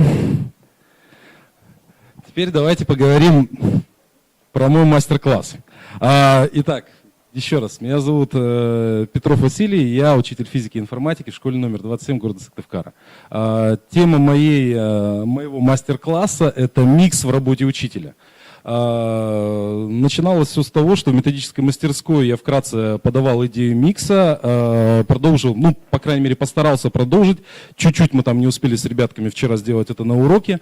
И сегодня я хочу, чтобы это была идея не только для учеников, не только для трансляции моего педагогического опыта, да, но и для вас, для коллег. Итак, в чем же заключается у нас идея микса? Она принадлежит Льву Элевичу Гинденштейну, который говорит о том, что когда дети решают те же самые физические задачи, нужно отключиться от, скажем так, от прямого поиска на поставленный вопрос, закрыть вопрос задачи и перейти непосредственно к той ситуации, которая там описывается. Сосредоточиться именно на ней. Исследовать эту ситуацию и определить, какие же там законы, закономерности возникают, применить формулу, ну и в дальнейшем уже определить, задать вопросы к этой ситуации. Что же мы хотим здесь узнать? А узнать нам, в принципе, можно как раз исходить из тех же самых систем уравнений, которые там есть. Ну и, соответственно, закрывая ту или иную физическую величину, мы с вами можем получить требуемый результат. Если говорить про нас, учителей, то для нас ключевой ситуацией, наверное, будет являться ученик. Давайте уйдем от того, от тех вопросов, на которые мы пытаемся найти ответ. Как подготовить, не знаю, как подготовить ученика к ОГЭ тому же самому, как подготовить человека, который способен качественно отвечать на вопросы математики, физики, истории и так далее. И сосредоточимся непосредственно на вот этой ключевой ситуации, которая в данном случае этой ключевой ситуации для нас, учителей, будет являться ученик. Я, наверное, остановлюсь непосредственно. Вы видите здесь разные предметы, которые вокруг ученика. Я остановлюсь, естественно, на предмете, который интересует меня в большей степени, это физика. Что бы хотелось вам рассказать? Наше тело и голова физику не знать не могут. Почему? Потому что мы с вами часть природы. А эта природа как раз работает на всех законах физики. Она основана на этих законах физики. Вы мне верите? Или не очень? Покивайте, скажите нет. Мне нужен какой-нибудь один человек, доброволец, которому мы сейчас проверим, действительно ли это так или нет. Пожалуйста, Анна Сергеевна, давайте. Итак, задача будет простая, пожалуйста, встаньте здесь. Задача будет достаточно простая, нужно будет просто попробовать поймать этот мячик. Попробуем? Хорошо, давайте. Получилось? Здорово, спасибо. Хорошо. Смотрите, а вопрос-то такой, да?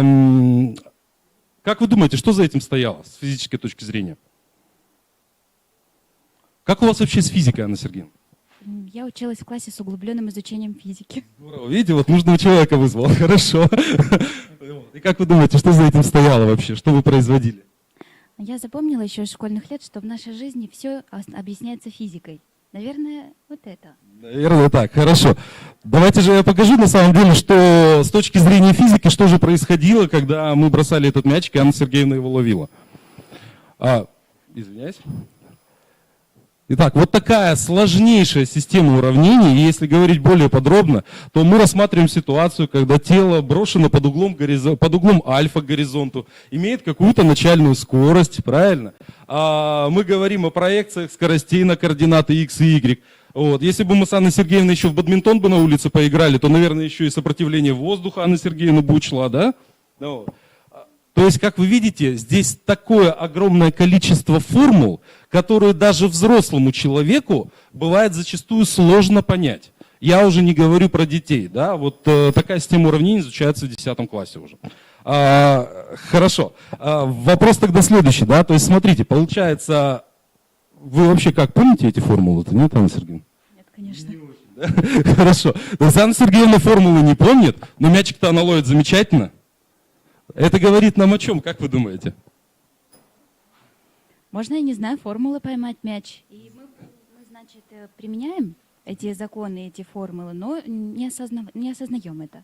Хорошо. Давайте еще так. Анна Сергеевна, вы мне расскажите прям вот более подробно, как вы поймали этот мячик? Что вы делали, когда его ловили? Сосредоточилась. Так, сосредоточились, хорошо. Следила за его траекторией. Вы следили за траекторией. Угу. Так, замечательно. Ну и постаралась как-то свои руки с ним соединить. Соединить руки с мячиком, да? В нужной точке. Замечательно, хорошо. Итак, то есть получается, смотрите, вы наблюдали за тем, как летит мяч, да? Вы вообще видели, как мячики летают? Как их бросают там? Баскетбол, волейбол, футбол, может быть, да? Так, хорошо. И как часто вы это видели? Мне кажется, каждый день даже. Каждый день практически, да? Хорошо. То есть, получается, вы наблюдали за тем, как летают эти мячики, да? Проанализировали ситуацию. Что сделали потом, получается? Перенесла свои знания на практику. Отлично, хорошо. То есть, произвели некий вот этот синтез информации, правильно я понимаю? Замечательно. В принципе, наверное, спасибо, да, присаживайтесь. Огромное спасибо вам. Итак.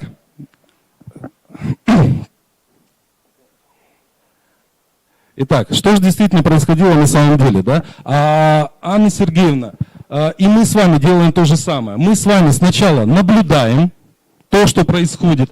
Далее мы анализируем эти ситуации, подключаем наш жизненный опыт, ну вот с грабельками, да, то есть наступаем, оцениваем ту ситуацию, в которой мы сейчас находимся, и с учетом всего этого предпринимаем конкретные действия.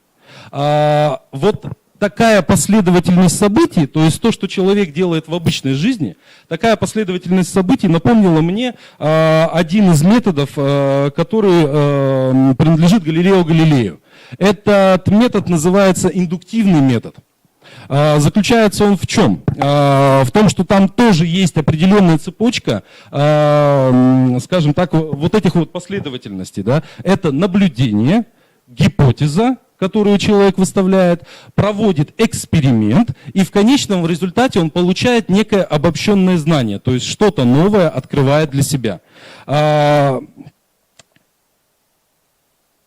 Ну, в принципе, на этом как бы и все. И сейчас я бы хотел, чтобы там фокус-группа уже прям заждалась, они хотят уже выступить. Я хотел, чтобы сейчас фокус-группа, да, спасибо. Так, хорошо, карточки вам не нужны были, да, я так понимаю? Вы справились. Отлично, хорошо. Это здорово, что фокус... Вот физики, оказывается, у нас. Так, замечательно. Давайте сейчас мы тогда... предоставим слово фокус-группе, они нам расскажут, чем же они занимались. Я параллельно это буду показывать, демонстрировать вам на слайдах. Хорошо? Кто? Ольга Николаевна, да? Давайте. Итак, первый этап нашего научного познания был этап наблюдения. У нас была дана четкая инструкция, и мы ей строго следовали. Да? К какому выводу мы пришли? Что тела падают с разной скоростью и издают при этом разные звуки. Что вы вообще делали? Мы открыли коробку номер 1 и бросали предметы на пол. Нам было это разрешено. Так, здорово, отлично, потрясающе. Да, вывод, к которому мы пришли в результате наблюдения, что тела падают с разной скоростью и при этом издают разные звуки. Так, хорошо. Далее у нас возникла гипотеза, да, в результате этого наблюдения, что металлические предметы падают быстрее, так как они тяжелее. Ну, это наш был вывод такой. Да? Действительно, да, здорово, хорошо. Металлическая плата быстро упала на пол. Угу. Да. Дальше в результате эксперимента мы открыли коробку номер 2, следовали инструкции очень четко. Да, вы большие молодцы.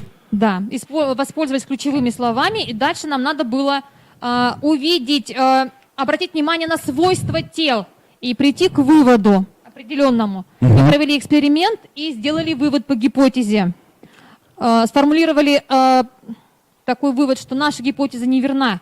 Дело не в том, из чего состоит предмет, да? А в том, что чем больше масса предмета, тем быстрее скорость падения. Но я не знаю, правильно ли вывод. Чем больше масса предмета. Так у вас гипотеза, по-моему, такая и была. У нас было металлический предмет. То, что он металлический убрали просто. металлический, да. Да. То есть убрали металлический, но массу оставили при Массу этом. оставили, это важно. Массу оставили, хорошо. Давайте тогда, может быть, поможете, да? Покажите, Вот да, как. у нас есть, например, здесь вот два Дело мячика не в таких. размере, да. Так, вот Как мы давайте выяснили. возьмите. То есть, если мы возьмем эти два мячика, давайте вот Они мы их одинаковые, одновременно да? попробуем бросить, да, ничего страшного. Вот смотрите, на одинаковой высоте, вы сможете одновременно прям отпустить оба? Какой из них тяжелее, сразу скажите мне, пожалуйста. Зелененький. Зелененький у нас тяжелый, сильно тяжелее? Существенно. Существенно это, видимо, где-то раз в 4, да? Так, все, запомните, хорошо. Давайте попробуем, проведем. Так они вроде как одинаковые упали. Не оправдалась гипотеза. А, у вас по-разному все-таки, да? Так.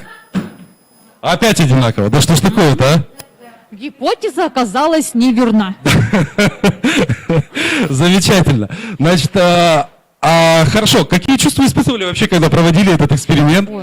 Эврика? Нам было Так, интересно, да. находили. То есть вы, еще раз, да, возвращаясь к тому, о чем говорил Галилео Галилей, получается, вы... Ну, во-первых, как бы я думаю, вы неоднократно видели, как падают различные тела, правильно? Вот, вы синтезировали, опять же, этот опыт, свели его в общую кучку, провели эксперимент, да, и в конечном итоге пришли к выводам о том, ну, для начала поставили гипотезу, да, что у нас более тяжелые тела падают якобы быстрее. А вот сейчас с мячиками-то мы убедились в чем? Что они на самом-то деле падают одинаково, да? То есть, если мы возьмем шарик какой-нибудь теннисный, например, да, и металлический, они... А, вы по одному бросали, да? Ага, хорошо. Одновременно. Все, хорошо. Значит, моя маленькая такая недоработочка, да. И, ну, хотя бы мы сейчас пришли к этому выводу, да, что на самом деле тела, даже разные массы, они будут падать абсолютно одинаково. И в конечном-то итоге получается у нас вывод, какой был из этой работы тогда? Применим ли данный метод для вашего предмета? Да?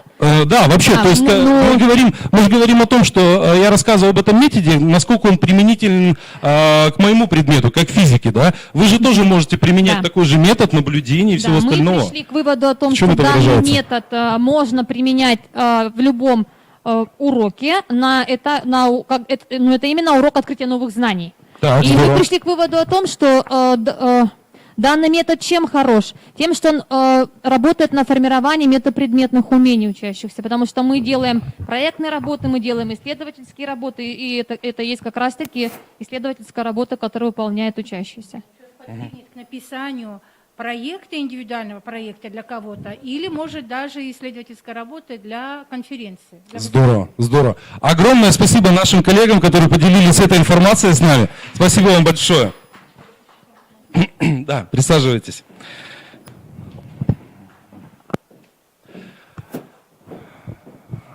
Коллеги, на самом деле индуктивный метод Галилея не является единственным, но для нас, для учителей, да и для детей в целом, он является достаточно существенным и значимым. В чем плюс? Да? Плюс в том, что, как вы видите, метод индуктивного познания, да, метод Галилея, он схож с тем методом, который мы используем в жизни. Вот. И мы очень органичны с этой природой, да? Мы являемся детьми этой природы. И поэтому можем полноценно использовать его в нашей учебной деятельности. Я надеюсь, мой мастер-класс был вам интересен. Спасибо огромное. Спасибо, Василий Юрьевич. Уважаемые члены жюри, уважаемые гости, вы можете задать вопросы. Василий Юрьевич, скажите, пожалуйста, вот каково ваше мнение? Теоретики развивающего обучения очень много критиковали именно индуктивный метод. Скажите, пожалуйста, почему вы или в чем, в общем-то, позитивные, да, вот именно моменты использования индукции в обучении, например, физики и переносе даже на другие предметы? Спасибо. Если говорить об индуктивном методе Галилея, да, то суть-то основная заключается в том, что мы берем отдельные частные ситуации и приходим приходим к общему знанию. При этом человек получает положительные эмоции, да, от того открытия, которое он в конечном итоге находит. Есть и другие методы, конечно, которые можно было бы использовать, но там, скажем, ну, другая специфика немножко. Вот. Ну, вот, наверное, так.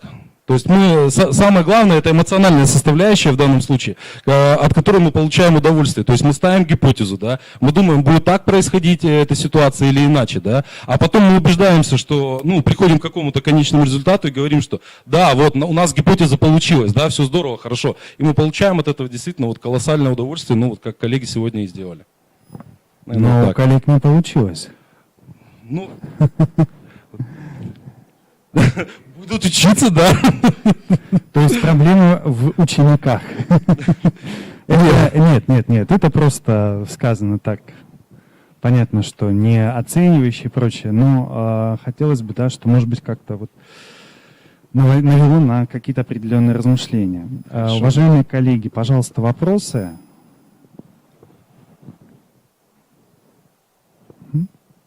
Пожалуйста, вопросы. Скажите, пожалуйста, содержание, в общем-то, деятельности непосредственно фокус-группы, это было экспериментирование. Да, то есть они...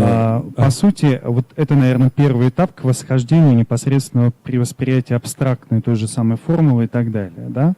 Скажите, пожалуйста, ну, наверное, когда вот вы представляли систему уравнений при изучении, собственно, движения мячика и так далее, да, по кривой, каким образом усложняется экспериментирование в этом случае для того, чтобы выйти вот именно на эту систему и упорядочить ее уже, например, в старших классах? Как вы организуете эту работу?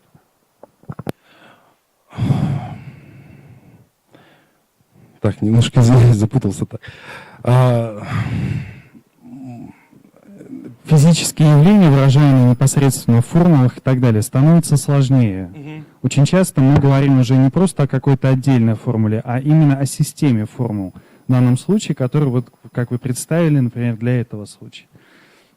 Как вы организуете экспериментальную работу в этом случае в старших классах, когда необходимо выявить вот, или выйти вот к новому пониманию? Да, все понял, спасибо.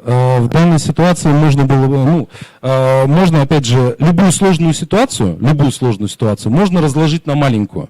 То есть дискретизировать ее, разложить на части. И здесь то же самое можно производить по каждому отдельному, те же самые координаты x, y, да, рассматривать каждую отдельную скорость на отдельную ось. И таким образом как бы упрощать ситуацию. Говорите сначала, например, мы же можем говорить, опять же, да, полет тела под углом горизонта, это два движения по координате x, по координате y, да. Мы говорим о движении, например, по то же самое прямолинейное, да, равноускоренное и так далее. Когда просто обсуждаем задачи о движении тела вперед. В то же самое время в более старших классах, уже в 9-х, да, вот, мы говорим о падении тел и о теле, брошенном вертикально вверх. Вот, ну, потихоньку, вот, ну, анализируя вот и ту, и другую ситуацию, мы потихонечку, плавненько можем переходить уже к решению вот подобных задач. Ну, вот. Спасибо, уважаемые коллеги. Если есть вопросы, задавайте. Уважаемые члены жюри, нет вопросов. Уважаемый Василий Юрьевич, мы поздравляем вас с завершением конкурсного испытания мастер-класс. Уважаемые лауреаты, мы всех вас поздравляем с завершением конкурсного испытания мастер-класс.